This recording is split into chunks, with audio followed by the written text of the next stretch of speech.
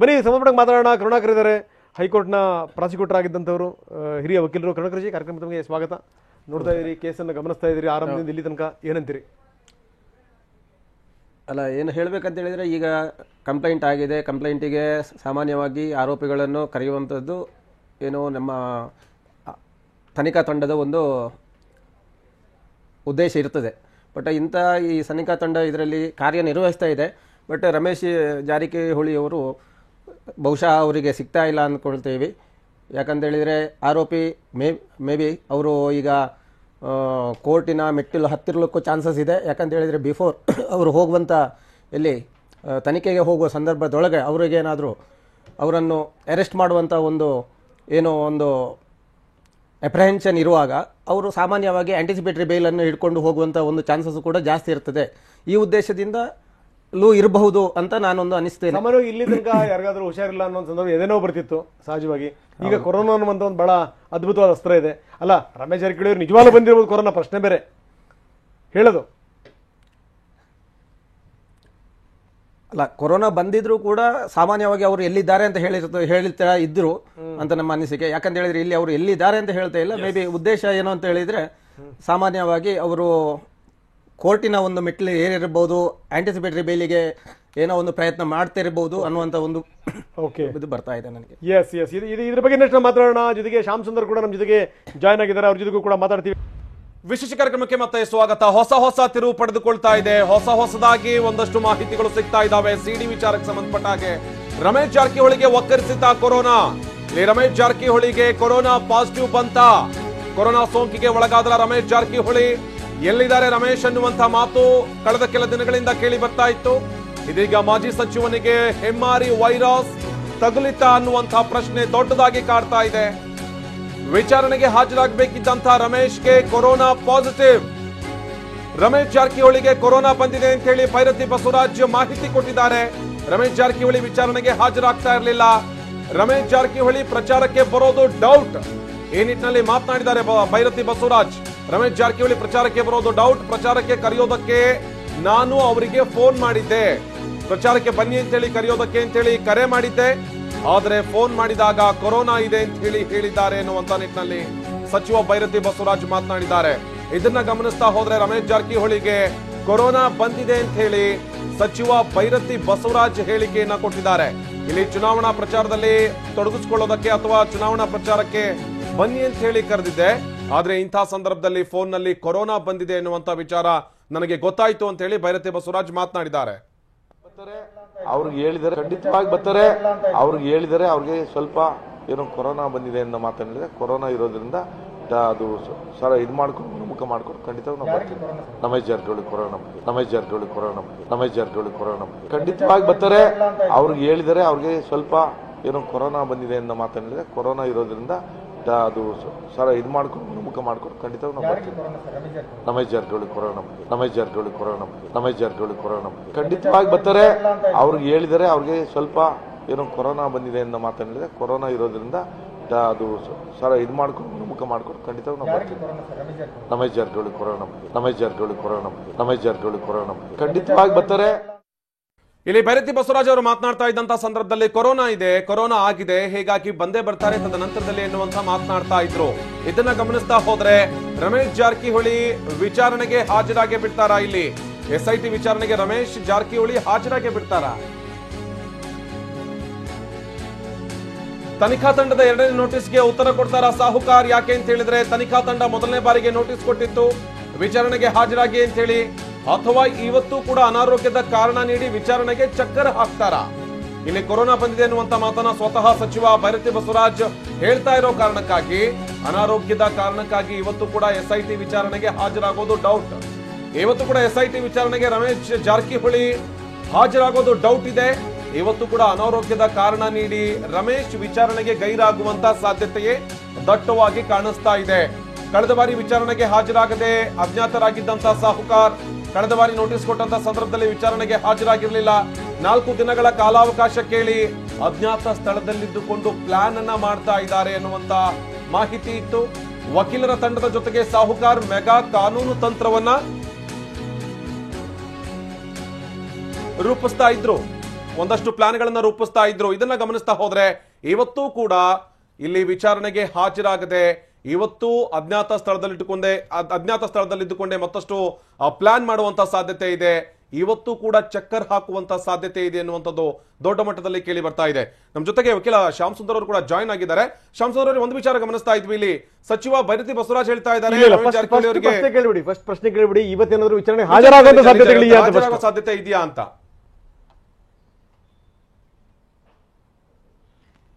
ಈಗ ಇನ್ನ ನೋಟಿಸ್ ಕೊಟ್ಟಿಲ್ಲ, ಇನ್ನ ನೋಟಿಸ್ ಸುಮ್ನೆ ವಿಚಾರಣೆಗೆ ಏನಕ್ಕೆ ಹೋಗ್ತಾರೆ? ನೋಟಿಸ್ ಕೊಟ್ರೆ ಹೋಗ್ಬೇಕು, ನೋಟಿಸ್ ಕೊಟ್ಟಿಲ್ಲ. ಯಾಕೆಂದ್ರೆ ಇನ್ಫ್ಯಾಕ್ಟ್ ನಾನೇ ಲಾಸ್ಟ್ ಟೈಮ್ ಹೋಗಿ ಅಥರೈಸೇಷನ್ ಲೆಟರ್ ಕೊಟ್ಟು ಬಂದಿದ್ದೀನಿ. ಕಮ್ಯುನಿಕೇಶನ್ಸ್ ಏನೇ ಇದ್ರೆ ನನಗೆ ಮಾಡಿ ಅಂತ ಹೇಳಿ ಸಹ ಕೇಳ್ಕೊಂಡಿದ್ದೀನಿ.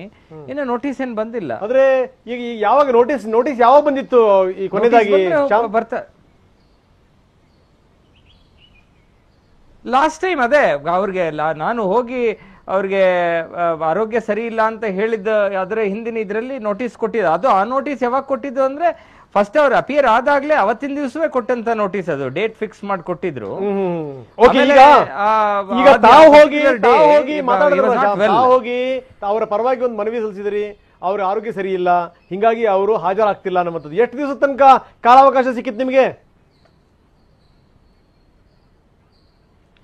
ನಾವೊಂದ್ 2-3 ದಿನ ಬಂದೀವಿ. 1-2 ದಿವಸ ಬರ್ಲಿಕ್ಕಾಗಲ್ಲ, ಆರೋಗ್ಯ ಸ್ಥಿತಿ ಸರಿ ಇಲ್ಲ, ನೀವು ನೋಟಿಸ್ ಕೊಟ್ಟಾದ್ಮೇಲೆ ಬರ್ತೀವಿ ಅಂತ ಹೇಳಿದ್ವಿ. ಆಮೇಲೆ ನೋಟಿಸ್ ಬಂದಿಲ್ಲ. ಅಲ್ಲ, ಒಂದು ಅವಕಾಶ ಸಿಕ್ಕಾದ್ಮೇಲೆ 2-3 ದಿನ ಅಂತಂದಾದ್ಮೇಲಿಂದ ಮತ್ತೆ ನೋಟಿಸ್ ಬಂದ್ಮೇಲೆ ಹೋಗ್ಬೇಕಾ ಅಥವಾ 2-3 ದಿನ ನಂತರ ಅದಾದ ನಂತರ ಹೋಗ್ಬೇಕಾ ತಾವುಗಳು? ಹೌದು, ಹೌದು, ಇನ್ವೆಸ್ಟಿಗೇಷನ್ ಅಲ್ವಾ. ಅವ್ರು ಅವತ್ತೇ ಇಲ್ಲ 2-3 ದಿನ ಆದ್ಮೇಲೆ ಬನ್ನಿ ಅಂತ ಹೇಳಿದ್ರೆ ಹೋಗ್ತಿದ್ವಿ.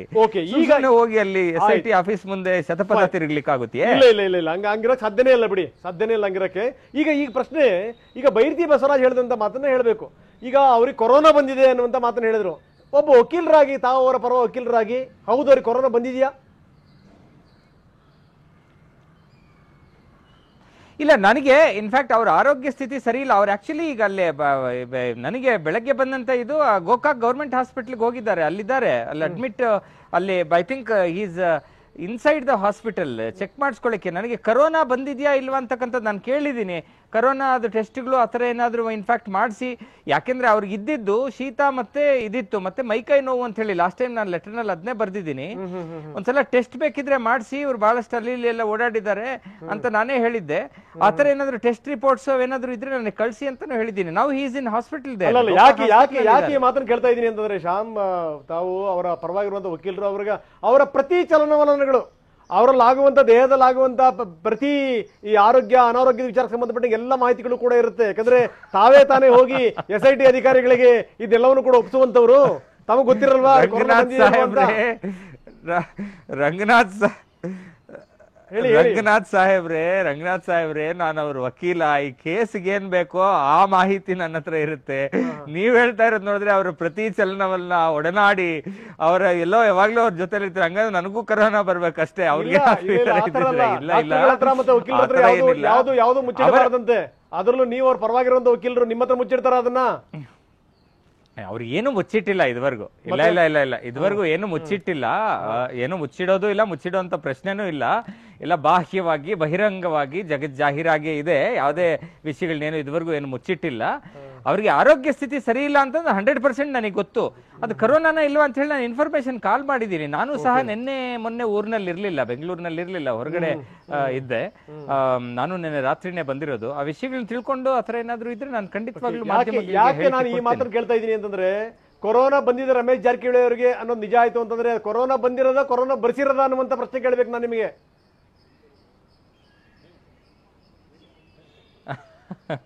ಕರೋನಾ ಬರ್ಸ್ಲಿಕ್ಕೆ ಎಲ್ಲ ಆಗ್ತದೆ. ಕರೋನಾ ಬರ್ಸೋ ಆ ಥರ ಏನಾದ್ರು ಮಾಡಿದ್ರೆ ಅದು ಅಪರಾಧ ಆಗ್ತದೆ ರಂಗನಾಥ್ ಭಾರದ್ವಾಜ್ ಅವರೇ. ಯಾಕೆಂದ್ರೆ ಪ್ಯಾಂಡಮಿಕ್ ರೂಲ್ಸ್ ಬಹಳ ಕ್ಲಿಯರ್ ಆಗಿದಾವೆ. ಹರಡ್ತಕ್ಕಂಥದ್ದು, ಹಬ್ಬಿಸ್ತಕ್ಕಂಥದ್ದು ಏನಾದ್ರೂ ಸ್ವಯಂ ಪ್ರೇರಿತವಾಗಿ ಅಥವಾ ವಾಲಂಟ್ರಿ ಆಗಿ ಮಾಡಿದ್ರೆ ಇಟ್ ಇಸ್ ಅನ್ ಅಫೆನ್ಸ್. ಹಾಗಾಗಿ ಬರ್ಸಿರ್ತಕ್ಕಂಥದ್ದು ಇಲ್ಲವೇ ಇಲ್ಲ. ನೋಡಿ ರಂಗನಾಥ್ ಸಾಹೇಬ್ರೆ, ಕೊರೋನಾ ಇವೆಲ್ಲ ಅವೆಲ್ಲ it is all app based ಮತ್ತೆ ಎಲ್ಲ ಕಂಪ್ಯೂಟರ್ ಡಾಟಾ ಬೇಸ್ಡ್. ಇವು ಅವುಗಳೆಲ್ಲ ಆ ಥರ ಎಲ್ಲ ಮಾಡ್ಲಿಕ್ಕಾಗಲ್ಲ. ಐ ಥಿಂಕ್ ಬರ್ಸ್ಲಿಕ್ಕೆಲ್ಲ ಆಗಲ್ಲ. ಅದು ಎಲ್ರಿಗೂ ಬರ್ತಿದೆಯಲ್ಲ ಸರ್. ಓಕೆ, ತಾವು ಹೇಳಿದ್ರಿ ನೋಟಿಸೇ ಬಂದಿಲ್ಲ ಅಂತ. ಅದೇ ನಮ್ಗಿದು ಏನಾದ್ರು ಐಡಿ ಇದೆಯಾ? ನೋಟಿಸ್ ಯಾವಾಗ ಬರ್ಬೋದು ಅಂತ ವಿಚಾರಣೆಗೆ ಹಾಜರಾಗ್ಲಿಕ್ಕೆ? ಇಲ್ಲ. ಇನ್ವೆಸ್ಟಿಗೇಷನ್ ಆಫೀಸರ್ಸ್ ಇವತ್ತೇ ಬನ್ನಿ ಅಂತ ನೋಟಿಸು ಕೊಡ್ಬೋದು, ಈ ಕ್ಷಣ ಬನ್ನಿ ಅಂತ ಹೇಳ್ಬೋದು, ಅಥವಾ ಒಂದೆರಡು ದಿವಸ ಬಿಟ್ಕೊಂಡು ಬರ್ರಿ ಅಂತಾದ್ರೂ ಹೇಳ್ಬೋದು. ಓಕೆ, ಸದ್ಯಕ್ಕೆ ಅವರ ಆರೋಗ್ಯ ಸ್ಥಿತಿ ಹೇಗಿದೆ ನಿಮ್ಮ ಪ್ರಕಾರ? ಏನ್ ಸಮಸ್ಯೆ ಅವರಿಗೆ? Is not well, is not well. Last time ಇದು ಕೊಟ್ಟಾಗ ಇಟ್ ವಾಸ್ ಕ್ಲಿಯರ್ ದಟ್ ಅವ್ರಿಗೆ ಬಹಳ ಶೀತ ಇತ್ತು, ಮೈಕೈ ನೋವಿತ್ತು, ಮತ್ತೆ ಇದು ಏನು ಕಣ್ಣು ಸ್ವಲ್ಪ ಏನೋ ಪ್ರಾಬ್ಲಮ್ ಆಗಿದೆ ಅಂತ ಹೇಳಿದ್ರು ನನಗೆ. His eyesight was having some problem ಅಂತ ಹೇಳಿದ್ರು. ಓಕೆ ಓಕೆ, ಜೊತೆಗೆ ಜ್ವರ, ಕೆಮ್ಮು, ನೆಗಡಿ ಏನಾದ್ರು ಇದೆಯಾ? ಆ ಥರ ಗಂಟಲು ನೋವು?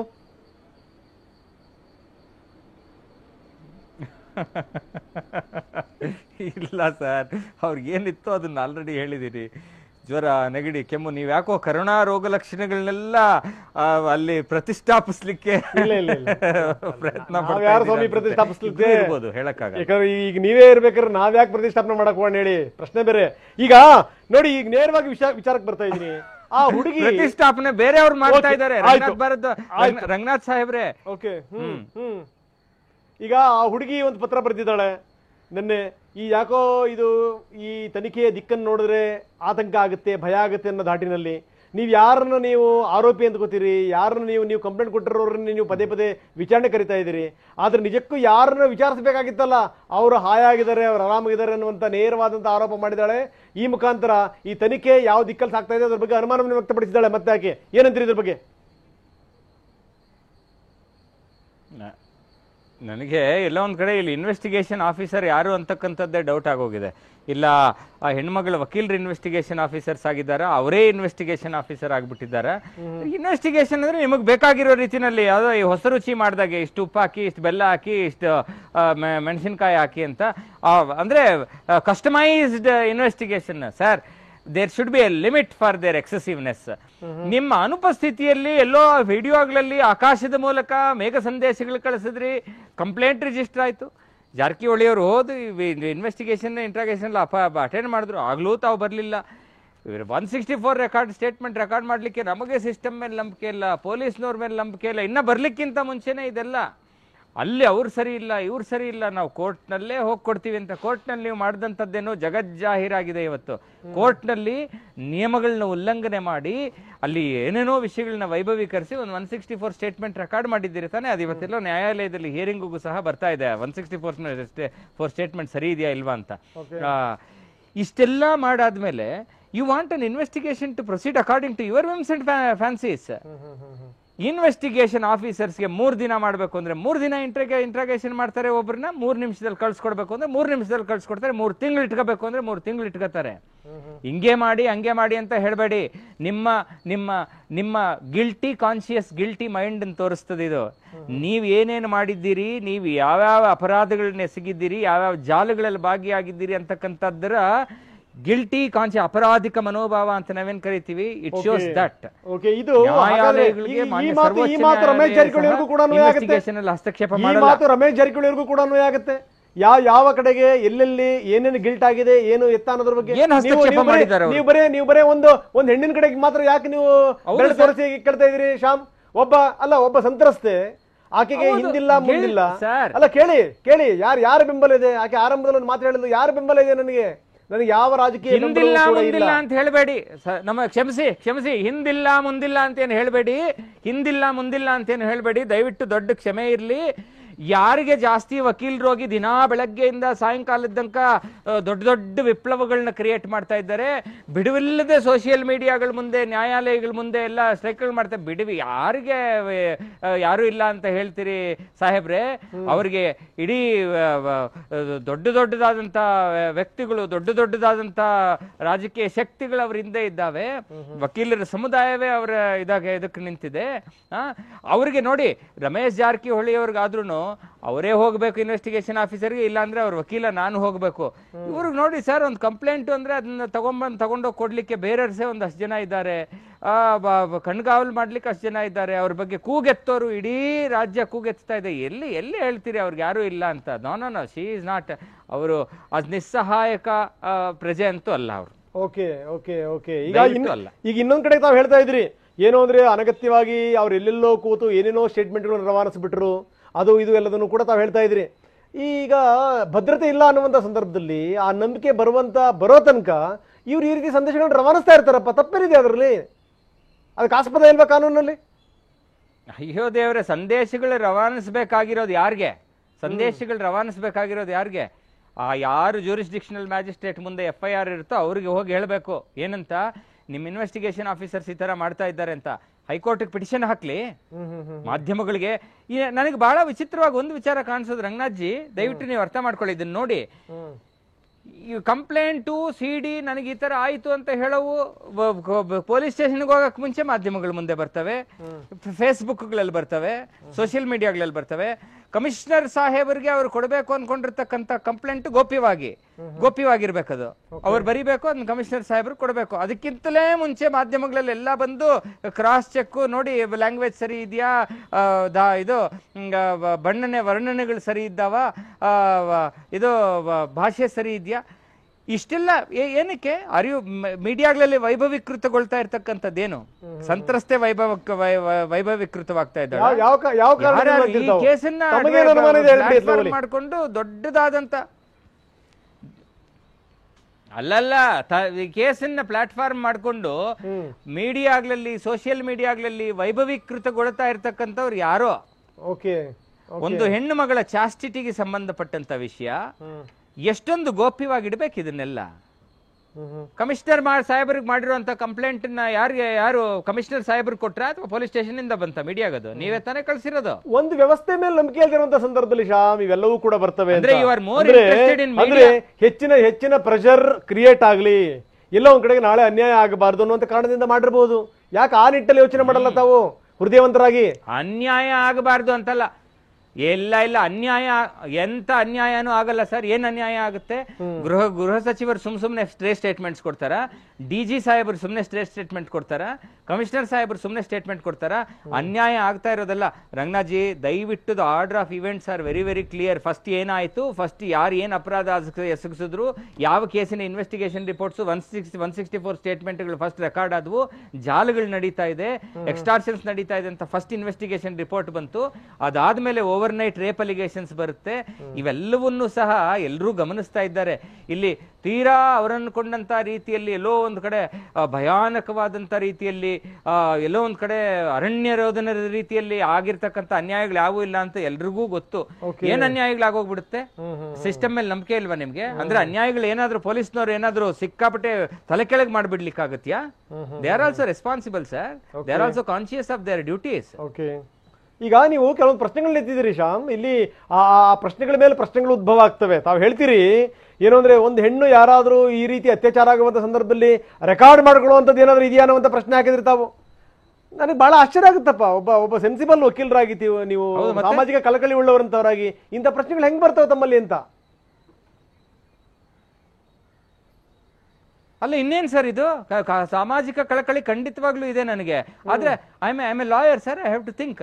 ಈಗ ನನಗೆ ರಮೇಶ್ ಜಾರಕಿಹೊಳಿ ಅವರು ಡೇ 1 ನಿಂದ ಯಾರು ಹೆಸರುಗಳು ಹೇಳಕ್ ಹೋಗಿಲ್ಲ ಅವ್ರ ಕಂಪ್ಲೇಂಟ್ ನಲ್ಲೂ.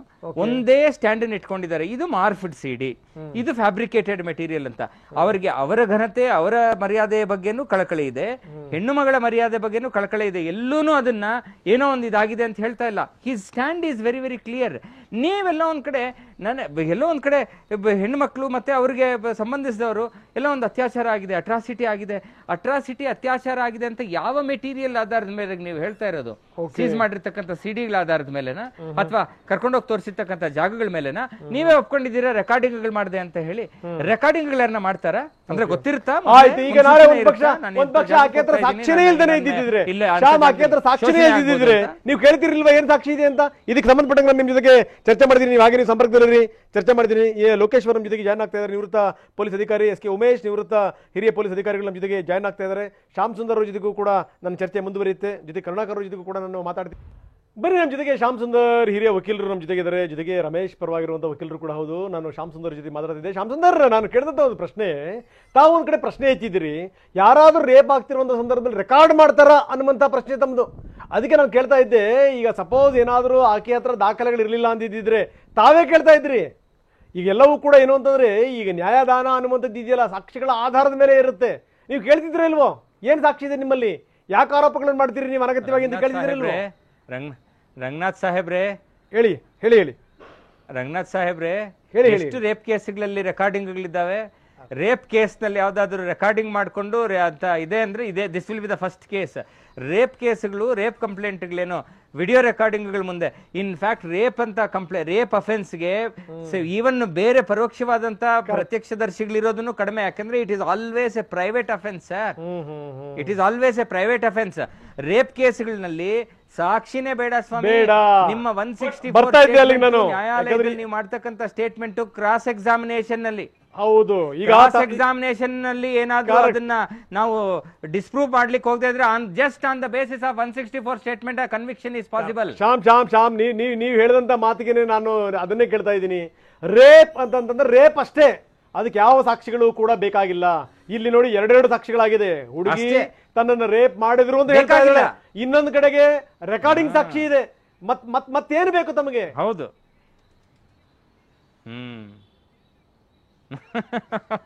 ಅದೇ ಅಲ್ಲಿಗೆ ಅಂದ್ರೆ ನಿಜವಾಗ್ಲೂ ಸಂಭವಿಸಿದಂತ ಘಟನೆಗಳು ಬೇರೆ, ಎನಾಕ್ಟ್ ಮಾಡ್ತಾರಲ್ಲ ಸ್ಟೇಜ್ ಮ್ಯಾನೇಜ್ಡ್ ಎಲ್ಲೋ ಒಂದ್ ಕಡೆ ಏನೋ ಒಂದು ದೂರದೃಷ್ಟಿಗಳನ್ನ ಇಟ್ಕೊಂಡು ಫೋರ್ಕಾಸ್ಟ್ಗಳು ಇಟ್ಕೊಂಡು ಬರುತ್ತೆ ಸರ್. ಎಲ್ಲ ಇನ್ವೆಸ್ಟಿಗೇಷನ್ ರಿಪೋರ್ಟ್ ನಲ್ಲಿ ಈಚೆ ಕಡೆಗೆ ಬರುತ್ತೆ. ಇರಿ, ದಿನಗಳೇನ್ ಬಹಳ ದೂರ ಏನಿಲ್ಲ.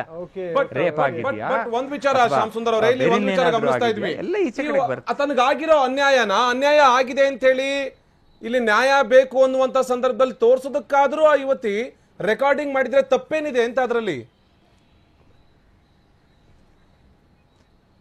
ನೋಡೋಣ ಸರ್. ಅದು ಆತರನೇ ಏನಾದ್ರು ಮಾಡಿದ್ದಾರೆ ಅಂತ. ಅನ್ಯಾಯ ಆಗುತ್ತೆ, ಅನ್ಯಾಯ ಸಂಭವಿಸ್ತಕ್ಕಂಥ ಎಲ್ಲಾ ಸಾಧ್ಯತೆಗಳು ಇದ್ದಾವೆ. ಇನ್ನೇನು ಈಗ ಅನ್ಯಾಯ ಆಗುತ್ತೆ, ಅದಕ್ಕೆಲ್ಲ ರೆಡಿ ಇಟ್ಕೊಳ್ಳಿ ಅಂತ ಆತರ ಮಾಡಿದ್ರೆ ನೋಡೋಣ. ಏನೋ ನಿಮ್ ಮನಸ್ಸಲ್ಲಿ ಬಹಳ ಮಾತುಗಳಿದಾವಪ್ಪ, ಯಾಕೋ ಬಹಳ ಯೋಚನೆ ಮಾಡಿ ಯಾಕೋ ಫಿಲ್ಟರ್ ಹಾಕೊಂಡೆ ಹೊರಡೆ ಬರ್ತಾ ಇದೀರಿ. ಸಾಮಾನ್ಯವಾಗಿ ಇದು ಡೈಲಿ ನಿಮ್ ಮಾತಿರುತ್ತಲ್ಲ, ಹಂಗಿಲ್ಲ ಇವತ್ತು. ಅಡ್ವೊಕೇಟ್ ಅಲ್ಲ ರಂಗನಾಥ್ ಸಾಹೇಬ್ರೆ ಅಶ್ವತ್ಥಾಮ ಹತಃ ಕುಂಜರ ಅಂದಾಗ ಧರ್ಮರಾಯನ ಕೈಯಲ್ಲಿ ಶ್ರೀಕೃಷ್ಣ ಸುಳ್ಳು ಹೇಳಿಸ್ದ ಅಂತಕ್ಕಂಥ ಪಾಪ ಶ್ರೀಕೃಷ್ಣನಿಗೆ ಬಂತು, ಧರ್ಮರಾಯನಿಗೆ ಬರ್ಲಿಲ್ಲ. ನೋಡೋಣ. ಅಂದ್ರೆ ತಾವ್ ಹೇಳಿದಿರೋದು ಯಾರೋ ಮಾಡಿದವ್ರ ಪಾಪ ಆಡದವ್ರ ಬಾಯಿಲಿ ಅಂತ ಹೇಳ್ತಾ ಇದ್ರಿ ತಾವು ಡೈರೆಕ್ಟ್ ಆಗಿ. ಹೌದು. ಎಸ್. ಈಗ ಈ ಲೋಕೇಶ್ವರ್ ಅವ್ರು ನಿಮ್ಗೆ ಏನೋ ಒಂದು ಪ್ರಶ್ನೆ ಕೇಳ್ಬೇಕಂತ ನೋಡಿ. ನ್ಯಾಯಾಲಯಕ್ಕೆ ಸಮಯ ಆಗಿದೆ, ಅನುಮತಿ ಕೊಡಿ. ಈ ಲೋಕೇಶ್ವರ್ ಮತ್ತೆ ಉಮೇಶ್ ಇಲ್ಲ ಒಂದು 5 ನಿಮಿಷ ಇರ್ಬೇಕು ನೀವು ನಮ್ ಜೊತೆಗೆ. ಲೋಕೇಶ್ವರ್ ಮತ್ತೆ ಉಮೇಶ್ ಅವರು ಇದಾರೆ ನಮ್ ಜೊತೆಗೆ. ನಿಮ್ಗೆ ಪ್ರಶ್ನೆ ಕೇಳ್ತಾರಂತ ಉಮೇಶ್ ಅವರೇ ಕೇಳಿ ಸರ್. ಸರ್ ಎಲ್ಲ ತಾವ್ ಹೇಳಿದ್ರಿ ಮೇಘ ಸಂದೇಶ ಅಂತ ಬಹಳ ಚೆನ್ನಾಗಿ ಹೇಳಿ ಉಮೇಶ್ ಸಾಹೇಬ್ರೆ. ಒಳ್ಳೆ ಇದನ್ನ ಯೂಸ್ ಮಾಡಿದ್ರಿ, ಮೇಘ ಸಂದೇಶ ಅಂದ್ಬಿಟ್ಟು ಅಂತ. ನಿಜವಾಗ್ಲೂ ಆವಾಗ ಬರ್ದಿರ್ತಕ್ಕಂಥದ್ದು ಈಗ ನೀವೇನು ಇದನ್ನ ಬಳಸ್ಕೊಂಡ್ರಿ ಮೇಘ ಸಂದೇಶನ, ಇದು ಬಹಳ ಸಂದೇಶ ಕೊಡೋಕಿದ್ದೇ ಹೊರ್ತಿದ್ದು ಇದು ಜೈಲ್ಗೆ ಹೋಗೋ ಸಂದೇಶಗಳಾಗ್ಬಿಟ್ಟು ಇದು. ಯಾಕೆಂದ್ರೆ ಇದೇ ಸಂದೇಶಗಳಿಂದನೇ ಪಾಪ ಕಷ್ಟನೂ ಸಹ ತಗಲಾಕೊಂಡಿರ್ತಕ್ಕಂಥದ್ದು ಅಂತ ಅನಿಸ್ತದೆ ಒಂದೊಂದ್ಸಾರಿ. ಇಂಥ ಸಂದೇಶಗಳು ಸಹ ಯಾರಿಗೆ ಆಗಿರ್ಲಿ, ಇವ್ರಿಗೆ ಆಗಿರ್ಲಿ, ಅವ್ರಿಗೆ ಆಗಿರ್ಲಿ, ಈ ಸಂದೇಶಗಳು ಬಹಳ ಒಂಥರ ಅಶರೀರವಾಗಿ ಇವು ಕಾಡ್ತವೆ ಅಂತ ಅಂದ್ಬಿಟ್ಟು ನನಗೆ ನೀವು ಮೇಘ ಸಂದೇಶ ಅಂತ ಹೇಳಿದಾಗ ಗೊತ್ತಾಯ್ತು. ಆ ಕಾರಣಕ್ಕಷ್ಟೇ ಇದಕ್ಕೆ ನಾನು ನಿಮ್ಗೆ ಪ್ರಶ್ನೆ ಮಾಡಿದೆ ಅಷ್ಟೇ. ಈಗ ಹೋಗ್ಲಿ, ಈಗ ಕೇಳ್ತಾ ಇದ್ರಿ ಶ್ಯಾಮ್. ಈಗ ತಾವ್ ಹೇಳಿದ್ರಿ ಅವಳು ಮೇಘ ಸಂದೇಶವೋ ಮಧುಪಾಶವೋ ನೋಡೋಣ. ಮಾರ್ನಿಂಗ್ ಶ್ಯಾಮ್. ಈಗ ನಾನು ಲೋಕೇಶ್ವರ್ ಮಾತಾಡ್ತಾ ಇದ್ದಾರೆ. ನಮಸ್ಕಾರ ಲೋಕೇಶ್ವರ್ ಸಾಹೇಬ್ರೆ, ಹೇಳಿ. ಈಗ ನಾನು ನೀವು ಹೇಳ್ತಾ ಇದ್ರಿ ಯಾರು ರೇಪ್ ಅಲ್ಲಿ ವಿಡಿಯೋ ಮಾಡ್ಕೊಂಡಿರೋದು ಅದು ಇದು ಅಂತ ಸಾಧ್ಯ ಇಲ್ಲ ಅಂತ. ಅವಳು ಕಂಪ್ಲೇಂಟ್ ಅಲ್ಲಿರೋದು ತಾನು ಕೆಲಸ ಕೇಳಕ್ ಹೋದಾಗ ಕೆಲಸ ಕೊಡ್ತೀನಿ ನೀನು ಶೇರ್ ಮಾಡ್ಕೊ ಅನ್ನೋ ವಿಚಾರದಲ್ಲಿ ಅವಳು ಅವನ ಜೊತೆ ಶೇರ್ ಮಾಡ್ಕೊಳಕ್ ಹೋಗಿದ್ದೆ ಅನ್ನೋ ಪ್ರಶ್ನೆ ತಗೊಂಡು ನಾಳೆ ಏನಾದ್ರು ಕೆಲಸ ಮಾಡ್ಕೊಡ್ದಿದ್ರೆ ನನ್ಗೇನಾದ್ರೂ ಒಂದು ಸಾಕ್ಷಿ ಬೇಕಲ್ಲ, ಇವ್ರ ವಿರುದ್ಧ ಅಂತ ಏನಾದ್ರು ಮಾಡಿದ್ರು ಹೆಚ್ಚು ಆಗ್ಬೋದಲ್ಲ.